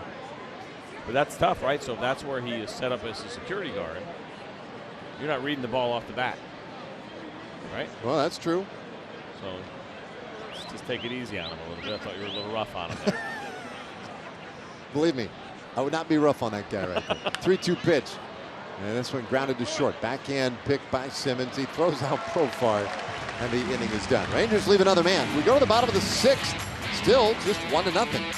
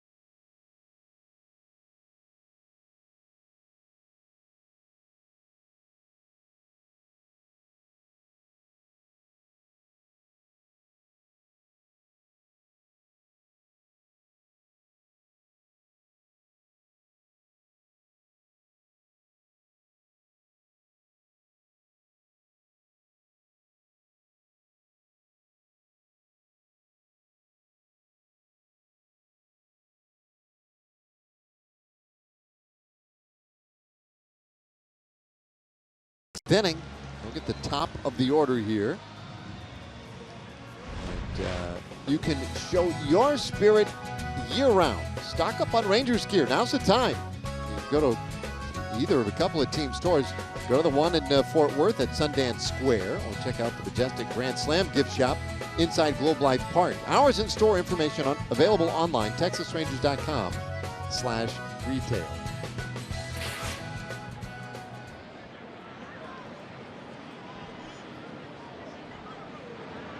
Gallardo, a perfect 5th inning, goes to work here in the 6th.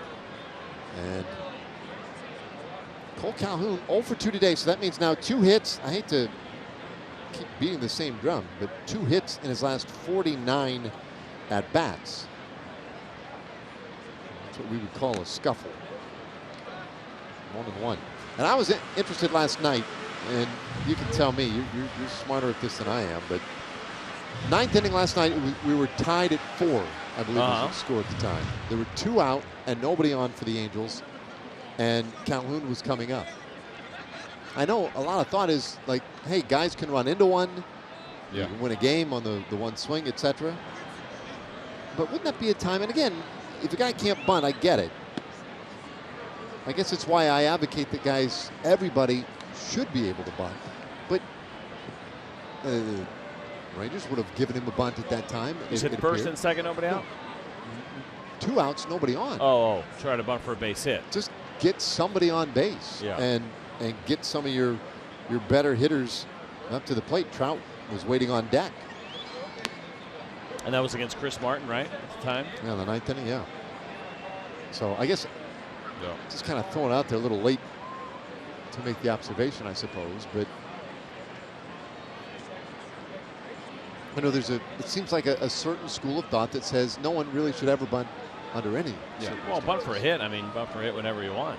I don't think for the crew that is against sacrifice bunting, I don't think they have an issue with the attempted bunt for a hit. Calhoun, a guy who 19 home runs this year, and in the past has also proven to have good powers. So I would get the argument too. Look, tie game. I mean, he could still run into one. No bunt hits this season, which is kind of surprising when you think about a guy that has scuffled. No bunt hit attempts either. Hits this ball hard out to the alley in right center field, and that'll be extra bases. Great sliding stop by DeShields. And Calhoun with a leadoff double in the 6th inning. Which then begs the question, if a guy can hit like that, why would you ever have a bunt? Yeah. So interesting here to watch Delino DeShields. That ball, as you mentioned, finishes middle in. But watch the play here. And why is it important? He ended up not throwing Cole Calhoun out. That wasn't it. It's the idea of getting that ball in quickly, because had it gone to the wall, pretty good chance it's a triple at that point.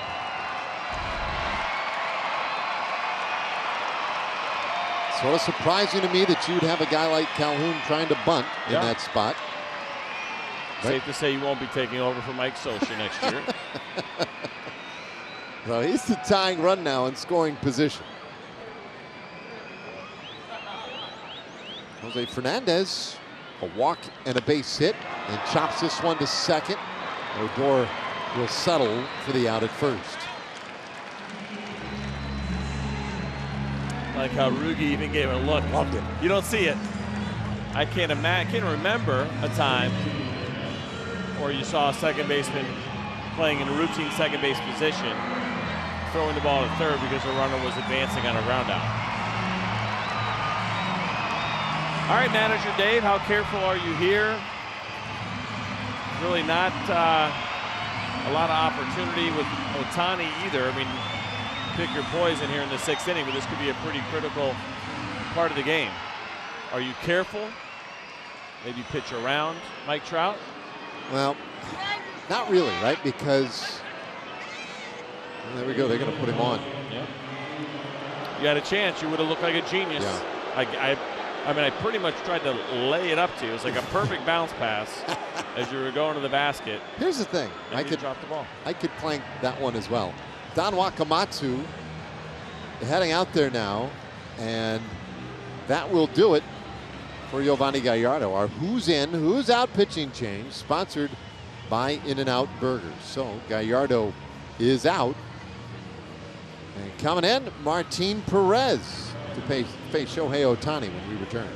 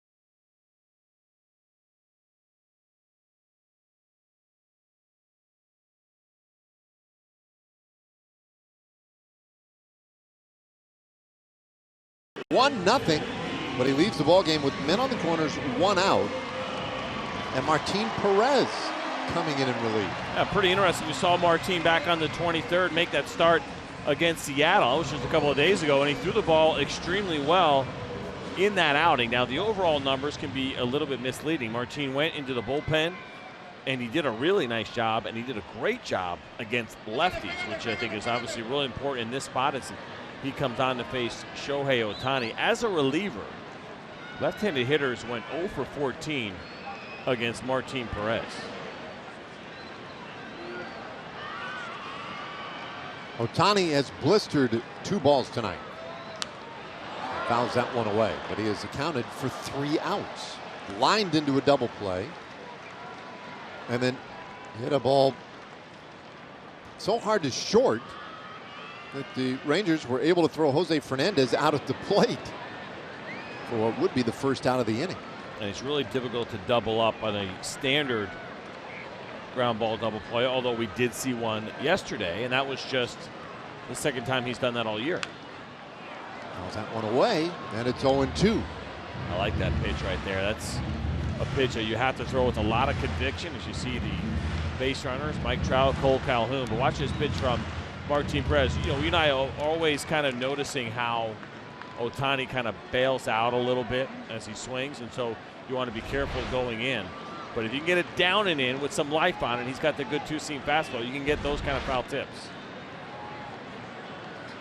Hit his 21st home run of the season last night. He's done big damage against the Rangers this year, and he takes outside 1-2.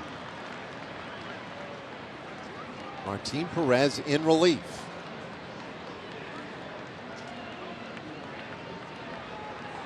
We know Martin was happy to get that start. The idea of getting back into the rotation is something that he desires. But this is a pretty fun moment right here for him, for a guy that hasn't spent a lot of time in the bullpen, to go after Ohtani in this huge spot.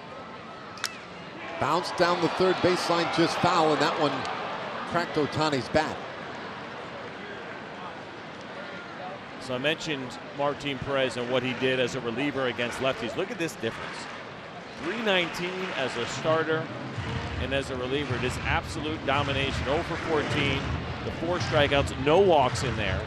He's retired every single lefty that he has faced as a reliever. Now, this is one of the biggest tests he runs into, leading by 1.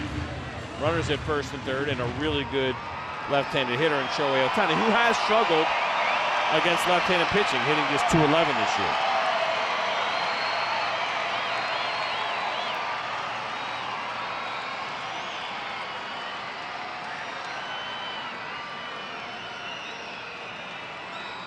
Ball and 2 strikes. Here it comes. 95 miles per hour, just a smidge low.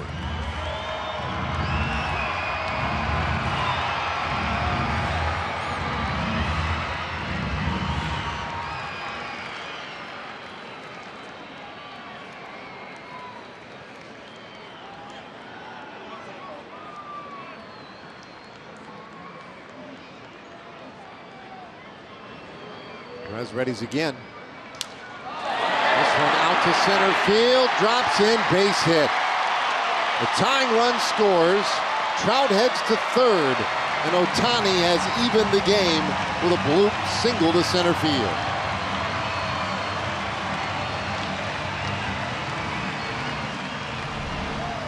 It sounded like he may have broke his bat again. Look at this pitch from Martin Perez. Yeah, he did break his bat. It went in 2 pieces. Very good location from Martin Perez. That's a tough break. Again, against a tough hitter, he kept the bat in the zone long enough to make it happen, but Martin did his job. He executed good pitches, broke a bat.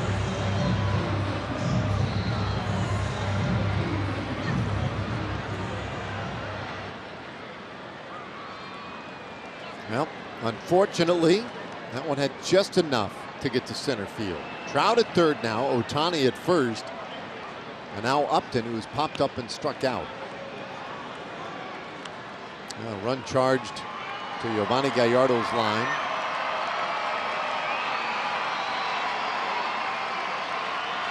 Great night tonight for Gallardo.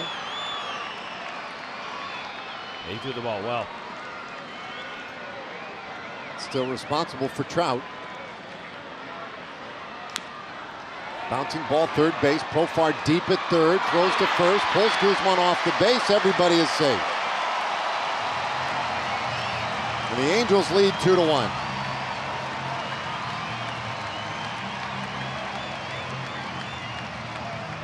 Well, they were not going to turn 2 anyway. This is a really tough ball to try to turn 2. Watch that big hop. The only way it was going to happen is if Profar could get it in the air. He couldn't.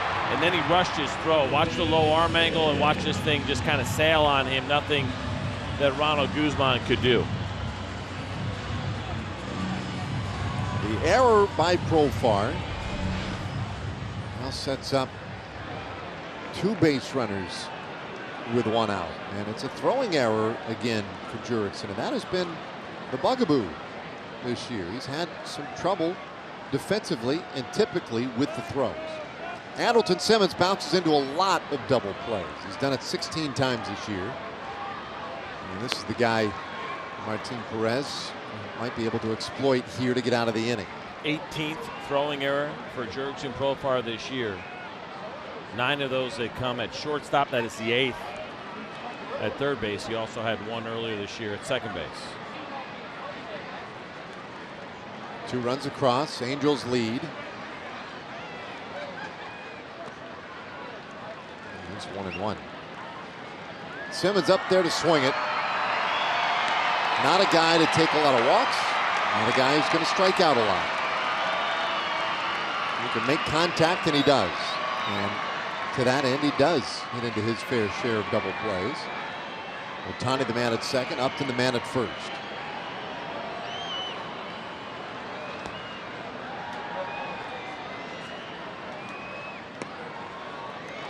Takes that one as well. 2-1.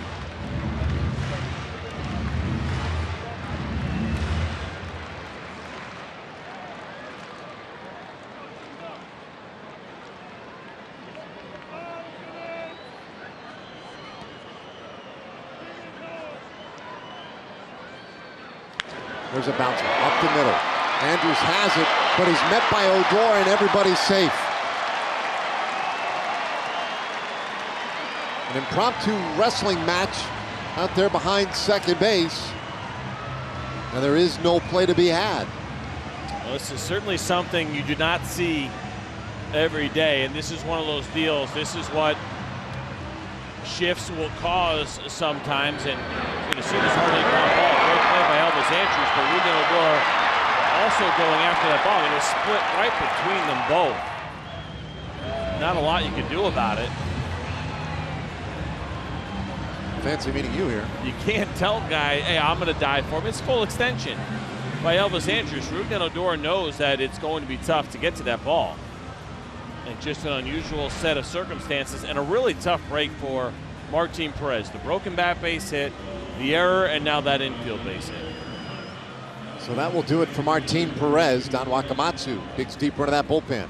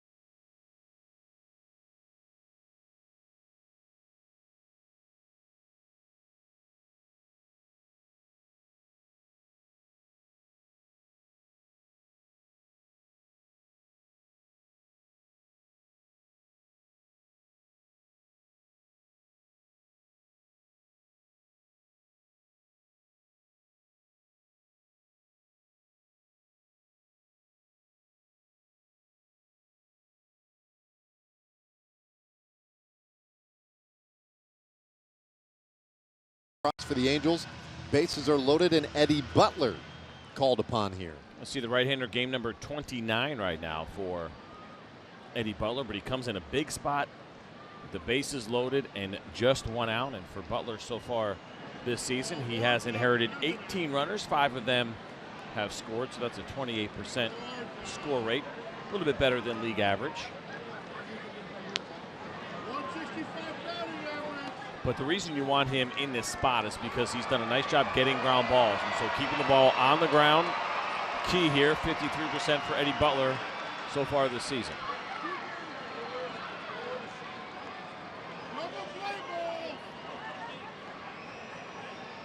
A strike pitch to Ward inside, and it is 1-1.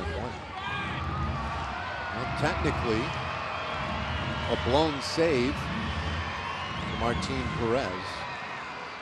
That's the type of thing you really consider so much a blown save, but it is technically a blown save in this inning. Just the 14th this year for the Rangers, fewest in Major League Baseball. And really just some tough breaks, right? I mean, he made good pitches to Shohei Ohtani. He really grinded out that at bat. Now we know Martin is not a huge strikeout pitcher, right? That's not what his game is, 5.4 strikeouts per 9 this year, but he got the weak contact that he was looking for. Broken bat, ground ball, 2 ground balls, but unfortunately none of that turned in any outs.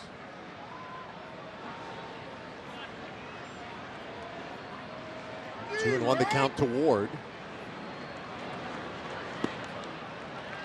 And I can, look, the Rangers haven't won as many games as they would have liked. They haven't saved, therefore, as many games as some other teams.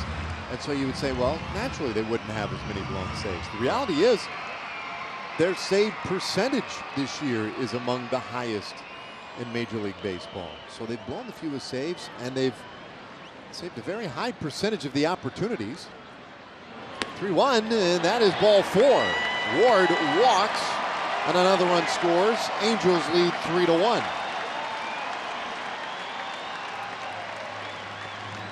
Well, a couple of things that we've been talking about tonight that the Rangers have done well. One, not blowing saves, even though it's a pretty tough spot to come in. But then the other was the walks, right? We mentioned that earlier. It's been a great run here lately for the Rangers. 3rd best walk rate since 2000 for them. But there are now 4 walks in this game. 1 intentional for Ranger pitching. But that obviously was a pretty big one. And Doug Rocaille makes a visit here. Not a pitching change, but a moment maybe to have a word with Butler.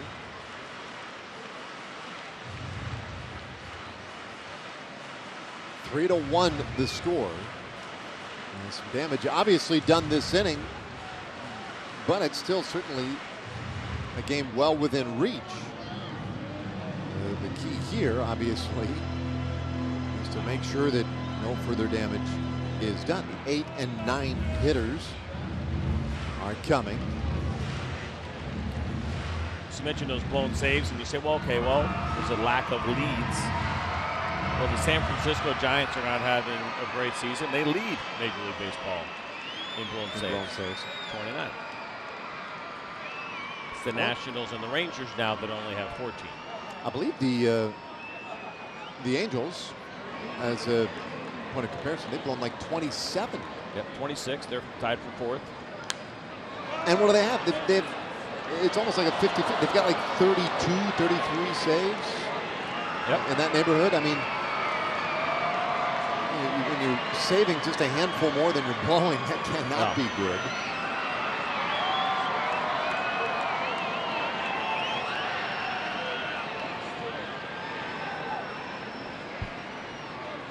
One strike pitch. High fly ball, left field.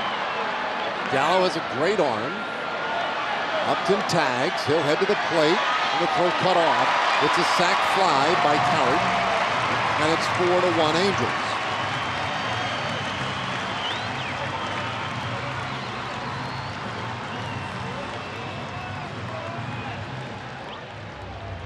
Two away.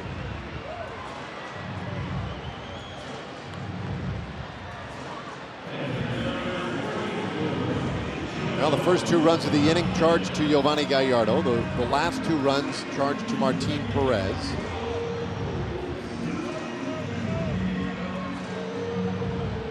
And with 2 gone, here comes Joe Hudson. He is 0 for 2.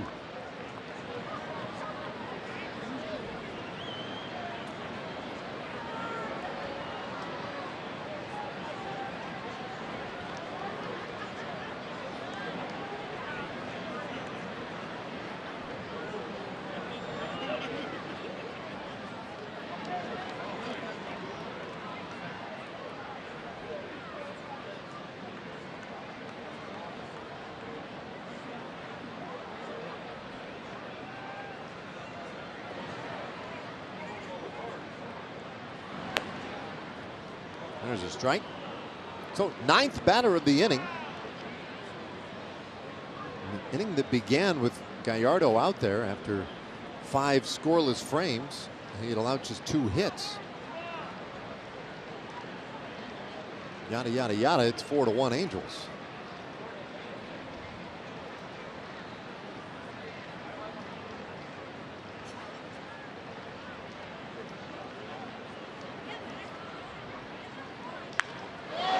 One out to right center field, but positioned well. The Shield's able to get to it. Inning over. 4 runs in for the Angels. And leave a couple. We go to the 7th inning. Getting late. All of a sudden, Joey Gallo will lead it off when we return.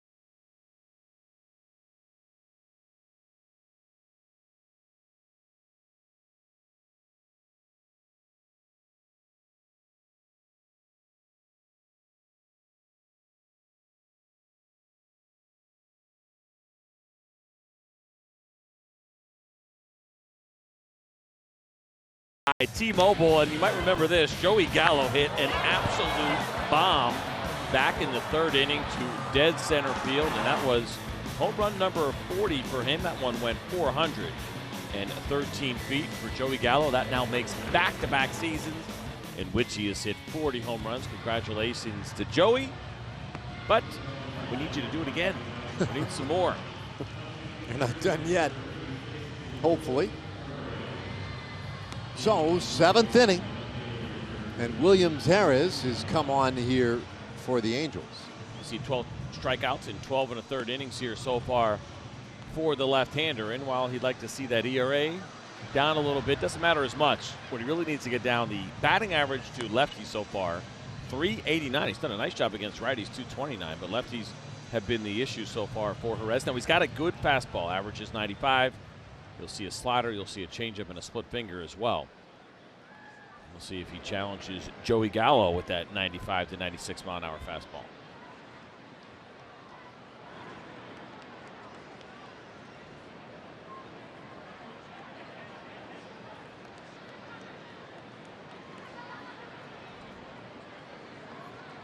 Gallo 1 for 2. Struck out his last time, and the pitch from Harris. This one hit hard on the ground to second base. Wow. Coward right there, one away. Okay, let's take a moment now. Check in again with the folks over at Kia.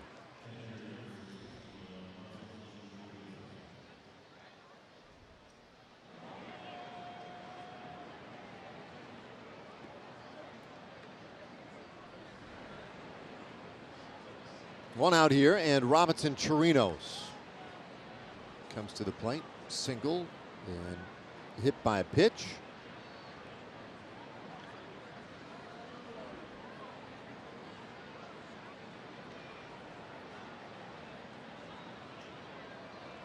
First pitch from Harris. And that one in there for a strike. 96 miles per hour.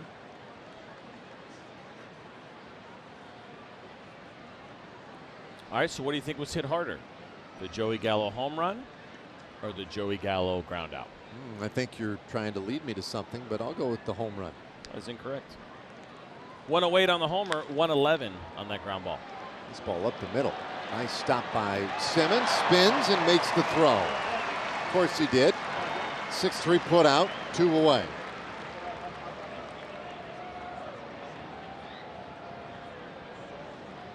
Just such a good defensive shortstop as we take a look at this replay and watch Andrelton Simmons ranging to his left. I tell you what, though, I mean, he started again, hands on the knees, not moving. He's got the great athletic ability to make up for it. You see it right here, and spins and throws. And who are we to tell Andrelton Simmons how he should be preparing himself pre-pitch? I don't know. I'd love to hear Mark McLemore tell me, does he get an extra half a step if he's in the proper position? I got to believe that he would.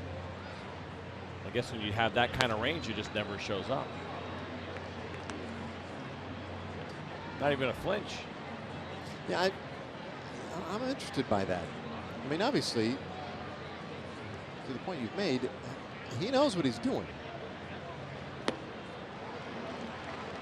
0-2 the count.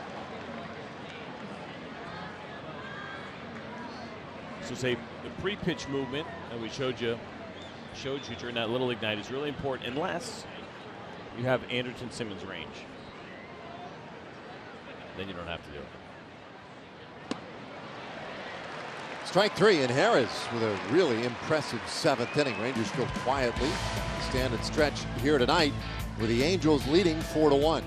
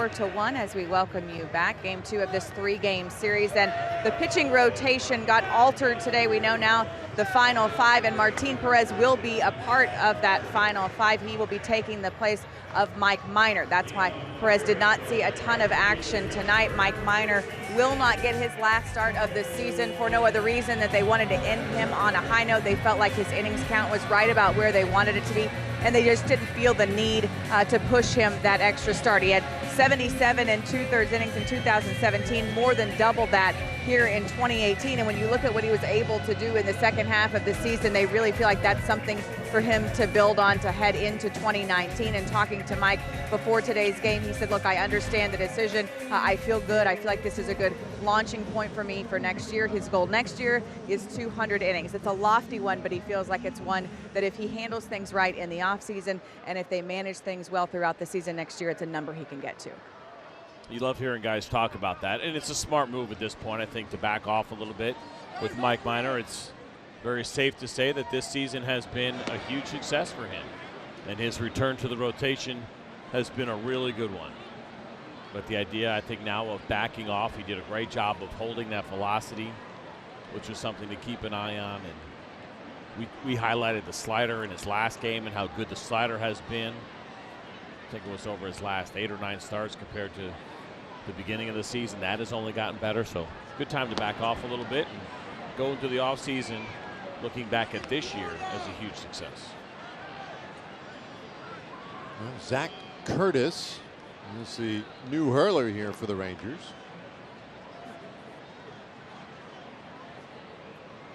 Saw 3 different pitchers last inning. Curtis gets a clean start to the 7th. And he falls behind 3-0 to Cole Calhoun. So this has been the issue. We just showed you those numbers for Zach Curtis, the walks. Not where he wants them to be, obviously. And so as we get near the end of the season, very important for him to be aggressive and fill up the strike zone.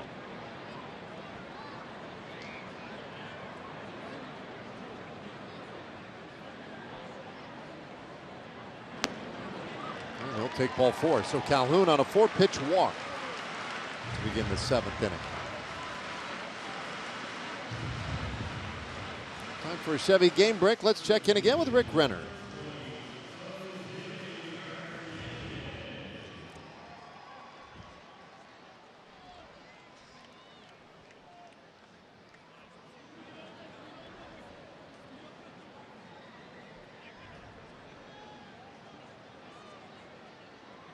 Well, I suppose we'll find out in a matter of weeks whether or not they're the most complete team in baseball. But the Astros certainly, we'd say this much, they're a really good one. Jose Fernandez now with a man on and nobody out here in the 7th inning.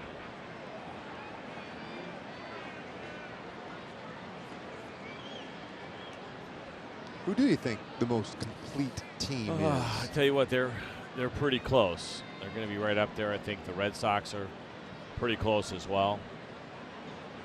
Certainly the 2 best teams in the American League, the ones that you would have the most confidence in on paper. It doesn't mean that the Yankees or the Oakland A's or the Cleveland Indians can't make a run. They're all capable of doing it.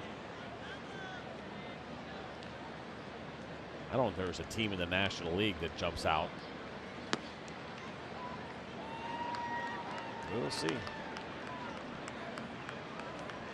I think the Indians are probably that team that maybe people are sleeping on because you look at the win total. They're going to win their division easily, even though they'll have the least amount of wins of the 5 teams that are going to the postseason in the American League. Just 88 wins for the Indians right now. The Oakland A's have 95 in a tougher division. Right. And they got to go to a wild card game. It's unfortunate, I think. I don't like that. You don't like that? I don't, no. I'd rather I know we have divisions and divisional races, and those are great. But in the current format of 5 teams are going to the postseason, I think the first top 3 teams go to a series. Teams 4 and 5 battle it out for the wild card. Which in this scenario would be the Cleveland Indians and the Oakland A's right now.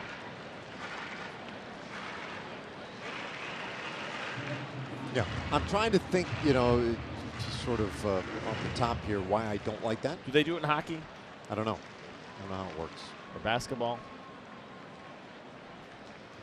Yeah, what? Cricket. Yeah, I mean, in basketball, it's just, it's your seed, your top Yeah. 8 seed. Where exactly are you in the seeding?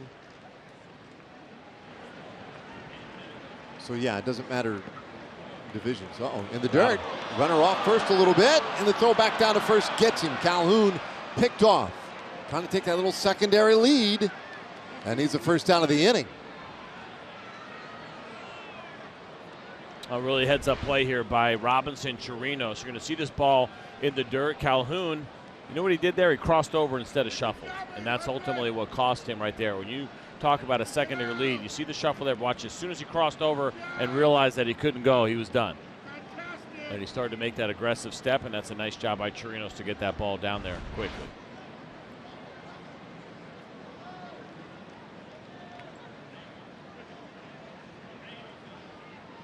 Three-two pitch and a little nubber back to the mound, and it's kicked quickly by Curtis. He recovers and throws out Fernandez for out number 2.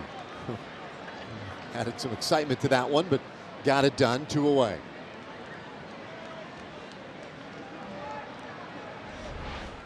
Well, this could have got an ugly, but it did not. You see Curtis there and off the end of the glove. He recovers nicely, makes a good strong throw. A lot of times you'll see pitchers start to panic a little bit in these spots and rush to throw and throw it away, but Curtis does not.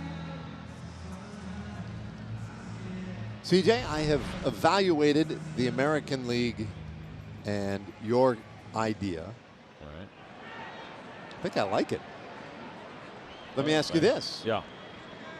Would you be willing to take your idea and maybe just extend it a little further, and that is to say that Cleveland, if they finish with 88 wins, let's say they don't win any more games, they finish with 88 victories, and Tampa Bay gets a couple more wins, they finish with 89, would you be willing to take 3 teams out of the the American League East and nobody out of the Central? Yeah, that's correct.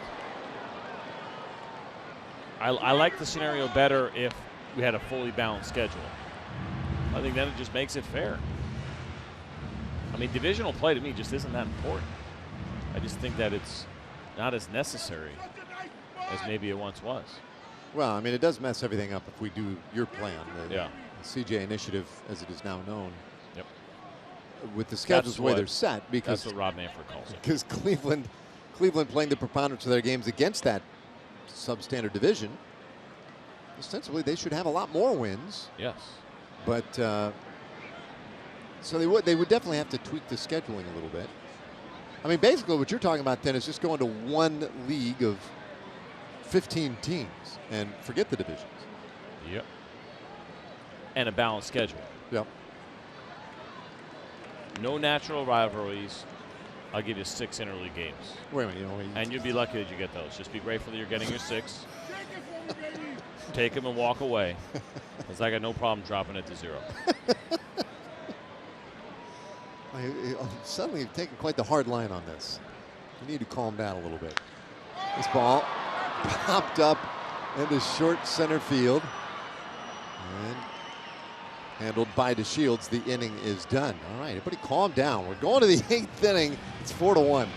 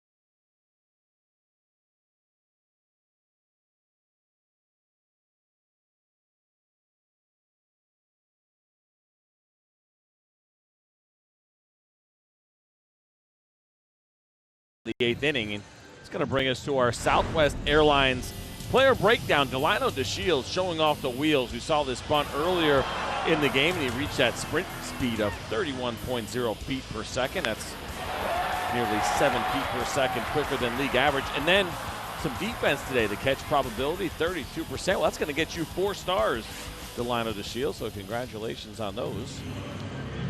And that is our Southwest Airlines player breakdown. What do you do with all those stars? I don't know how that works. I think you probably cash them in at the end of the day for stuffed animal or something like that. He has got 8 4-star catches. Wow. That's 32 stars. He's got 5 5-star catches. That's 25. He's got 57 stars. They should be on his helmet. Like football. He should have, what did I say, 57? How many stars? Yeah, you said 57. Stick them on his helmet. Interesting idea. We'll put that in the file. DeShields will lead things off here in the 8th inning. Meanwhile, the Angels making some changes here defensively. Sherman Johnson takes over at first base, and Blake Parker is the new hurler. It's been a good year for Blake Parker. The ERA, the strikeouts per innings, it's fastball, curveball, and split. And for Parker, fastball's been averaging 92 miles an hour so far this season. He's been better against righties, 229, than lefties. Lefties have hit him at a 271 clip this year.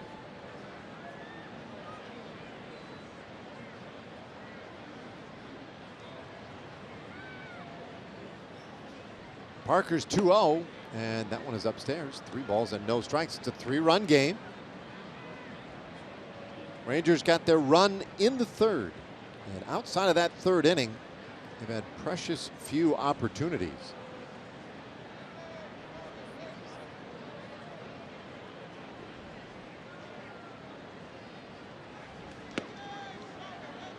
Catches a corner. It's 3-1. Delino with a bunt single today, 1 for 3. Rangers yesterday came back to tie the ball game late. They scored a run in the 9th inning on a 2-out pinch hit single by Elvis Andrus to force extra innings, only to then lose in 11. DeShields sends this one high in the air out to right field, and Calhoun is there. One away.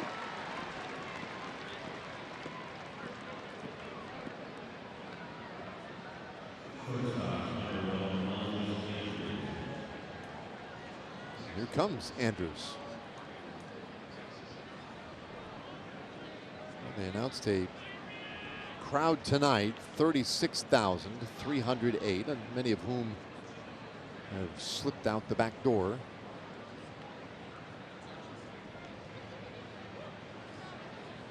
Be curious if they could compare and figure out the Ohtani impact on their attendance this year. There are a few players that are real difference makers in revenue for an organization. Mike Trout is certainly one. But Shohei Ohtani, the economic impact, I think, for the Angels is one I'd be interested in. I walked by the team store today, and it was like 5:30. It was still early. I mean, the game was still an hour and a half away, but the gates were open. And there's a lot of people in there buying Ohtani gear. Seen a lot of Japanese fans here at the game. Certainly very excited to see him. Curious about that part. I mean, so definitely it's a revenue plus situation for the Angels, right? But whatever it was, less than $3 million that they had to sign him. He makes the minimum salary. It's incredible. It is a ridiculous financial boon for them. There's no doubt in these first couple of years. It'll be interesting to see when, contract time comes and how much he commands, how much they pay, etc. But regardless, I mean, it has been a game changer of sorts here. Andrus hits this ball hard out to left center field. That one will 2-hop the warning track. And Elvis to second base with a 1-out double.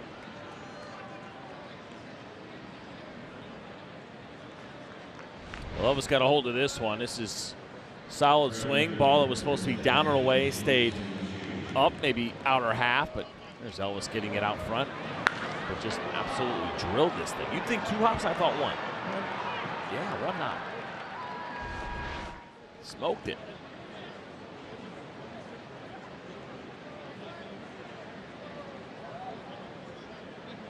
So now out of scoring position for Chu.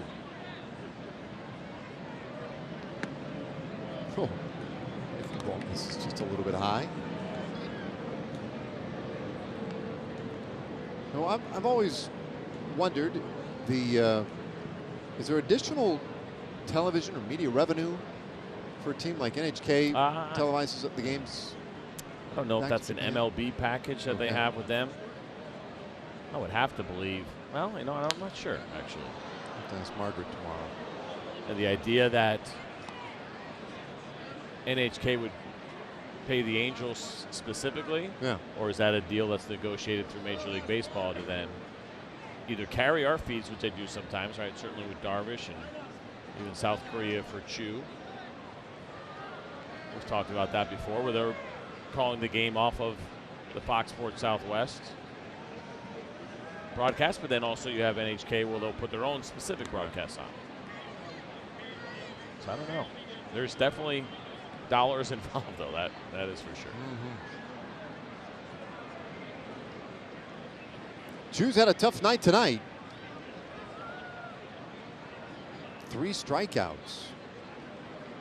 Yeah, that's a rare one for him. Well, the strikeout numbers have been pretty significant this year. 2-2 the count on Chu. Now at 154 strikeouts for the year.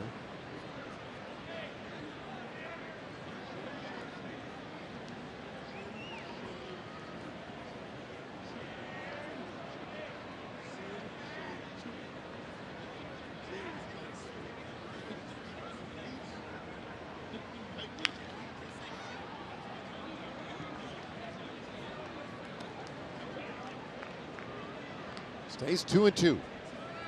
They mentioned how rare it is for Chu. He does have 2 4-strikeout games this year, but just 8 games of 4 or more strikeouts in his entire career, which is pretty unbelievable when you start thinking about how long he has been in the big leagues. This is his 1,466th game of his career, and only 8 times has he struck out 4 or more times. He does have 1 5-strikeout game. That happened back in 2014 against the Astros. On his 3 strikeouts tonight set a career high for him. He previously struck out 151 times. That was back in 2009. And surpasses that number tonight. This one in the dirt, and it's a full count. It's a fascinating guy to talk hitting with, though. Oh, yeah. I spent a little time with him today talking about, close pitches and counts like this where it's 3-2. And there are people who advocate that if the pitch is close, that you're smarter to not swing. Because if you feel like it's like a 50-50 shot, well, a 50-50 shot to get on base, you have to take that 3-2 pitch. And he's swinging, pulls it down the first baseline, and a high hop to Johnson makes for an easy play. Chu retired for round number 2. It's an interesting way to look at it, but it's also got some accuracy to it. And then the question becomes, well, what's the situation? Are the runners in scoring position? Is it a close game? Who's behind you? Is this your team's best chance to maybe get that next run across the board? Is it an important run? Those are all questions that you have to somewhat ask yourself, not when the pitch is being delivered, but as you approach the at-bat and going through the scenario. Can I be a little bit more patient right now? Do I need to be aggressive? Should I be expanding my strike zone to try to get that run in? Well, Trey 0 for 3 today, and he takes a strike. I think Adrian was bending away from a breaking ball there. Didn't like the look of that one. 14 home runs this year for Beltre, 7 of them in the month of September. And he holds off 1-1.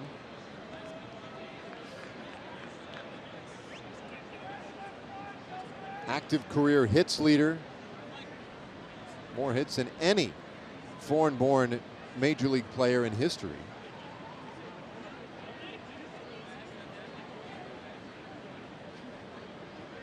1-1. Yeah, this one popped up, first base side. Johnson over, and that one beyond his reach. So where is Adrian on the all-time hit list right now? Well, he trails Cal Ripken Jr. by 22 hits. Nat Lajoie a good bit ahead of him than Eddie Murray and Willie Mays. And then you're starting to talk top 10 all-time.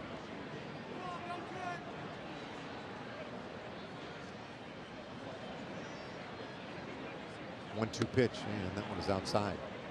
Well, that's the thing, right? We've had so much fun trying to do that and look at the seasons and what could be. How short was he at Willie Mays? A little over 100. He's about 120, maybe. Yeah, he's got 114 this year. And, of course, he missed some time. That's only in 114 games, Yeah. 415 at-bats. And you would say, yeah, a full year or something close to it, not even a full year. He could be in the top 10. You know, and we've talked about this, and Emily's talked about this. These are not the things that matter to Adrian Beltre. No. They matter to us. A lot. I'd like to see it. The idea of being in the top 10 Yeah, all time in hits. of anything in the history of the game. Yeah, that's pretty cool. And that is the type of thing that does drive some guys. It does not drive Beltre. Inside, that one gets away. Not far enough to get Andrews home from third base. It's a full count. I mean, listen, for me, that would be, you could say I got a guy out. I faced Adrian once years ago, before I even remember knew who he was, only because I saw it on paper. I could say I got a guy out in the top 10 all time. Also, that's where we are with Yeah, this. I mean, you need him to play another season to get to the top 10. Yeah. Okay. So that I could say that I got 3 of the guys in the top 10 in hits out. Oh! Oh, my. Who are the other two? Well, you can figure that out. Babe Ruth. That's correct. And Hank Aaron. Hank Aaron. Yeah. Oh, Derek Jeter, Paul Molitor. You really are old, man.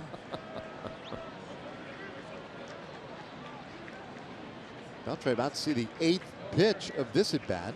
Andrews at third, 2 away. Rangers trail by 3. Parker delivers, and this one bounced left side of the infield. Long throw for Andrelton Simmons. It's in time, and the inning is done. Last of the 8th coming, with the Angels leading the Rangers 4-1.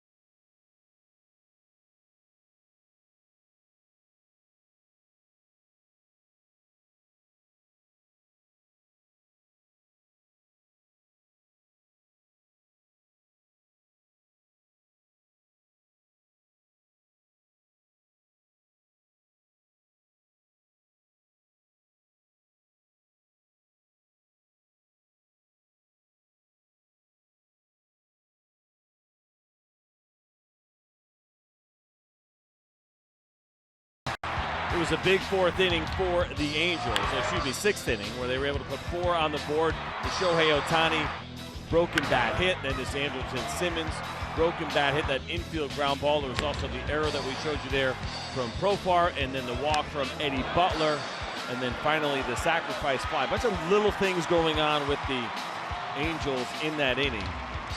They were able to put 4 on the Rangers, and that's been it. We've only had 2 innings in which we have seen runs come across the board. The 4 in the 6th, and the Rangers' lone run came on the Joey Gallo home run back in the 3rd inning.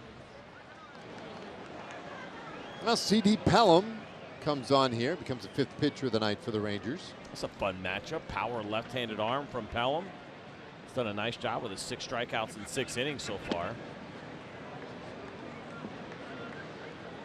He gets to face Shohei Ohtani.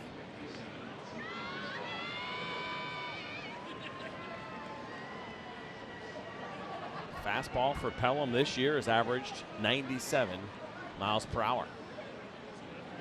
And even though we're kind of, I don't know if we're getting numb to the high velocities just yet, but we're getting pretty close. Very but close. With the lefties maybe still not as much. I'm not going to say that the righties throwing 98 are a dime a dozen, but there's a lot of them. We don't see nearly as many left-handers. Oh, that is quite the swing by Ohtani. That is fun. And that's a good spot to go up and into Ohtani with that kind of velocity. 97, that is by him.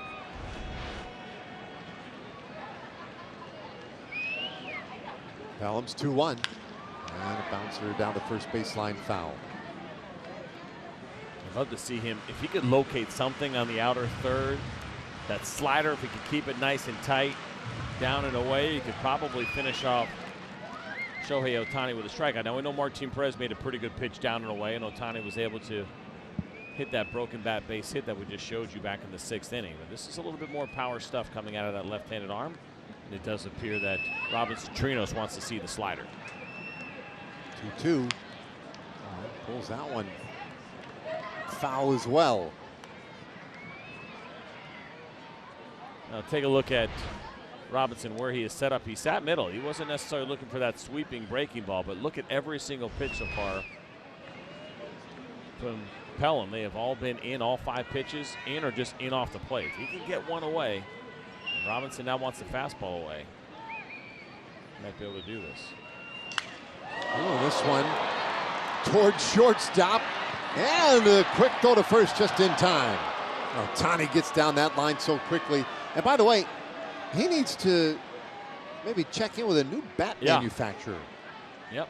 Balsa doesn't hold up very well against 98. You might want to go to the maple, maybe some harder ash. And they were trying to go away. This ball finished up and in, which is pretty amazing. This was a pretty close play. Ohtani didn't like it. Look what, see, trying to go down and away, ended up going up and in. You get that kind of power stuff. You can afford to miss your spots once in a while. The Angels decided not to challenge this, and it's probably a smart move. Yep. Nothing there to challenge. He was definitely out. You don't see too much emotion from Ohtani.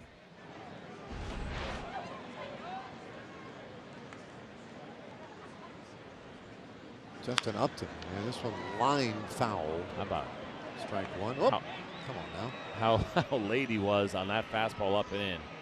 Did a nice job of hitting his spot. He could stay there, potentially bury an off-speed pitch down back foot if he can. And we showed you earlier the home runs for Justin Upton this year. 17 of the 30 have come on off-speed pitches. Way inside with that one. 1-1.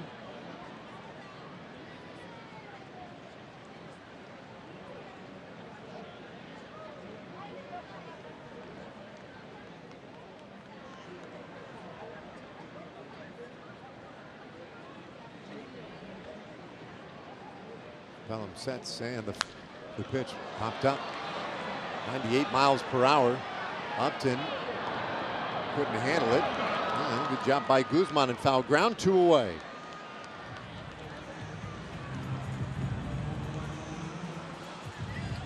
Guzman looked a little like you wandering back to the hotel last night. That is incorrect, but this was a nice play nonetheless. Hanging in there as that ball started coming back. I'd like to get the apex on some pop-ups. Yeah. That one had a little to it. Came down like a ton of bricks. Guzman's had a nice night defensively. Involved some good plays. And now Andrelton Simmons, who is 1 for 3.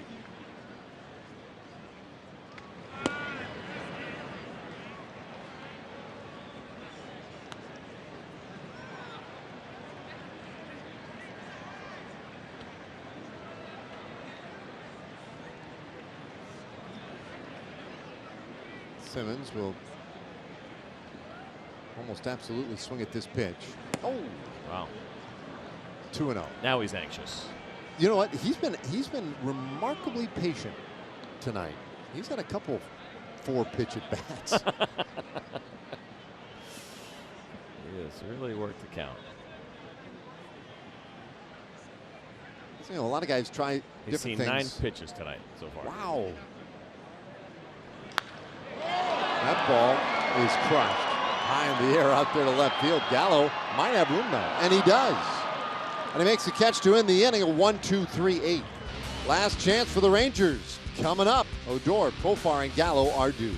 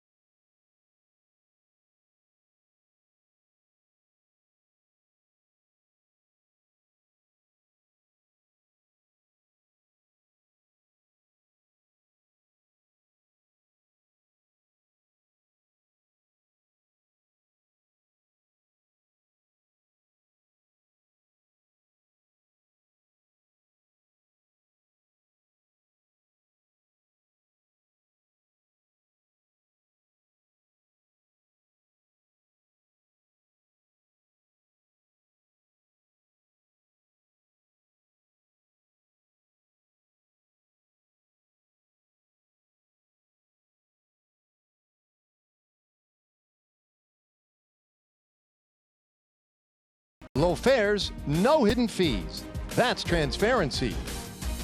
Ford. Visit your local Texas Ford dealer during the Ford SUV season. Ford is the best in Texas. And by Shiner Light Blonde. It's light done right. The happiest place on earth here in Anaheim, where the Angels lead 4-1. This 9th inning. Now, tomorrow, our Ford pitching probables. Yohander Mendez won his 4 games in September, a 2-1 record, a 4.34 ERA. Andrew Haney will go for the Angels. 1-3 with an ERA of 7.5 in his 6 career starts against the Rangers. Well, same time again tomorrow. Our pregame coverage will begin at 8:30 Central Time. First pitch right around 9 o'clock Central. And Hansel Robles to come on here in the 9th for the Angels. He's going to try to close things out. We saw him last night. You see the numbers between the Mets and the Angels so far this season. 51 games, 55 strikeouts in his 54 innings. Fastball, slider, changeup for the right-hander, and for Robles, that fastball. He's been averaging 96 miles an hour this year.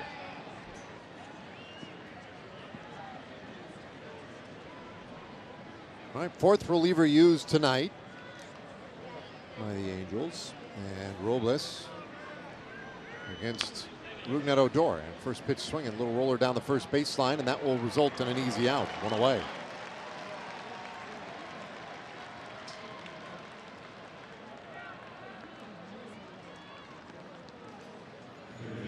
Brings up Jurickson Profar.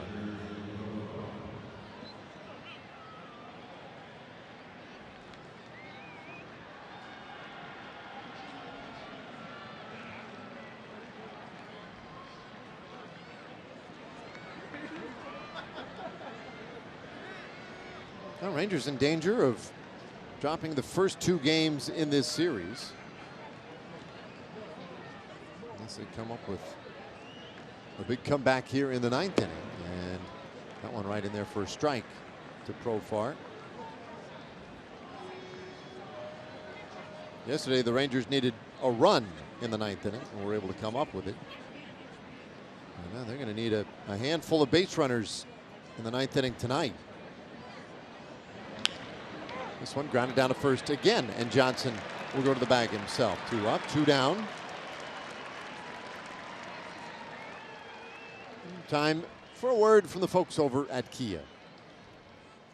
At Kia, get America's best value backed by a 10-year, 100,000-mile warranty.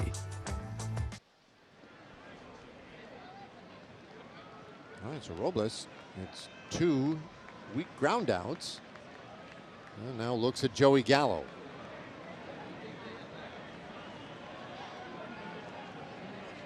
Gallo has been the offense tonight for the Rangers. 1 run on 6 hits. The run came on his home run.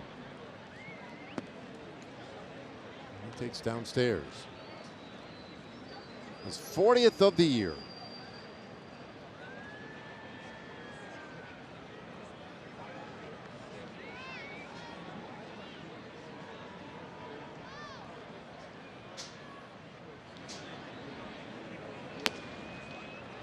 Just missed. Here was 3rd inning. That was a fun one to watch, as most Joey Gallo home runs are. It was high, it was deep to dead center field, and a no-doubter. Mike Trout gave chase, but he had absolutely no chance of getting to that ball.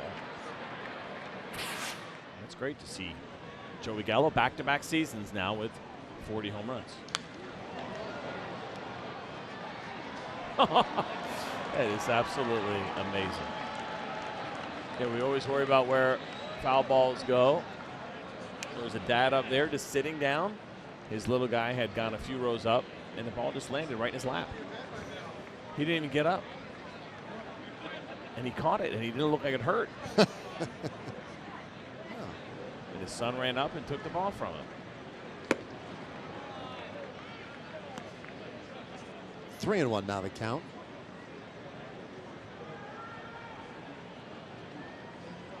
You gotta get it up there a ways. Yeah, that was up there.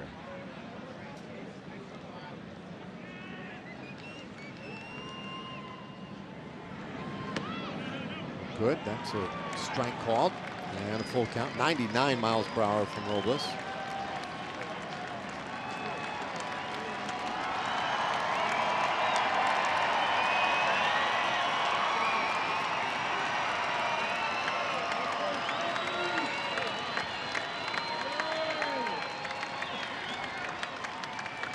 Yesterday it was a 5-4 Angels win in 11 innings.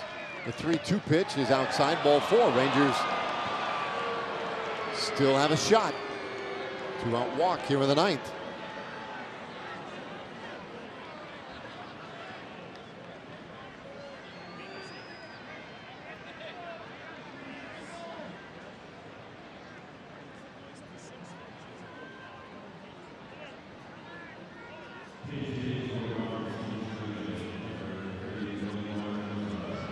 All right, Nomar Mazar will hit here for Chirinos. So Rangers looking for a little thunder from Mazar. Rangers have had some success lately with pinch hitters. Yeah, both of these clubs have. We talked about it in the open. Joey Gallo with the pinch hit home run on Sunday. Elvis Andrus with the pinch hit single that tied the game in the 9th inning yesterday. Senio had back-to-back games in which he had hit pinch hit home runs. And now it is Nomar Mazar's turn. His job just to get on base as Gallo takes off for second, and he is in there uncontested. And they score that one, defensive indifference. 18 plate appearances for Nomar Mazar as a pinch hitter. He is 3 for 15.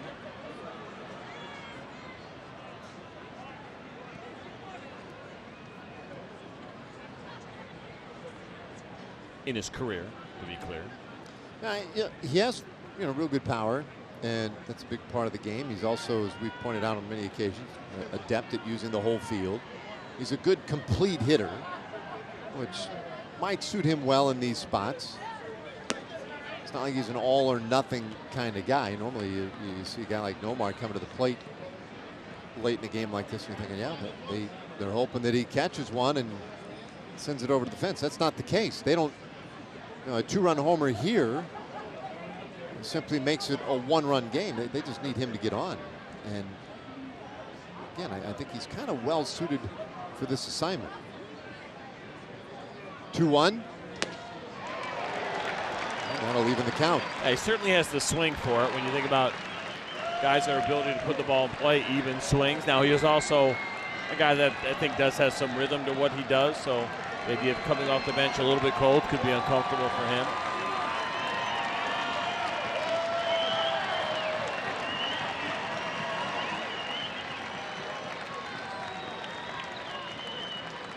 Gallo off second base.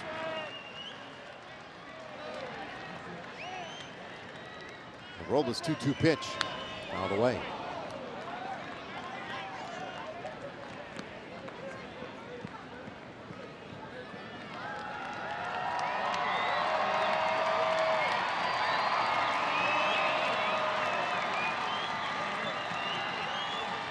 And the Angels have had a lot of success against the Rangers this year. 11 wins against 6 losses.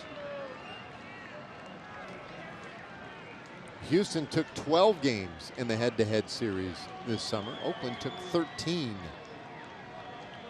2-2 pitch, and there's a swing and a miss, strike 3. Well, that's a 12th win of the year for the Angels over the Texas Rangers. It's a strikeout of Mazar that ends it, and a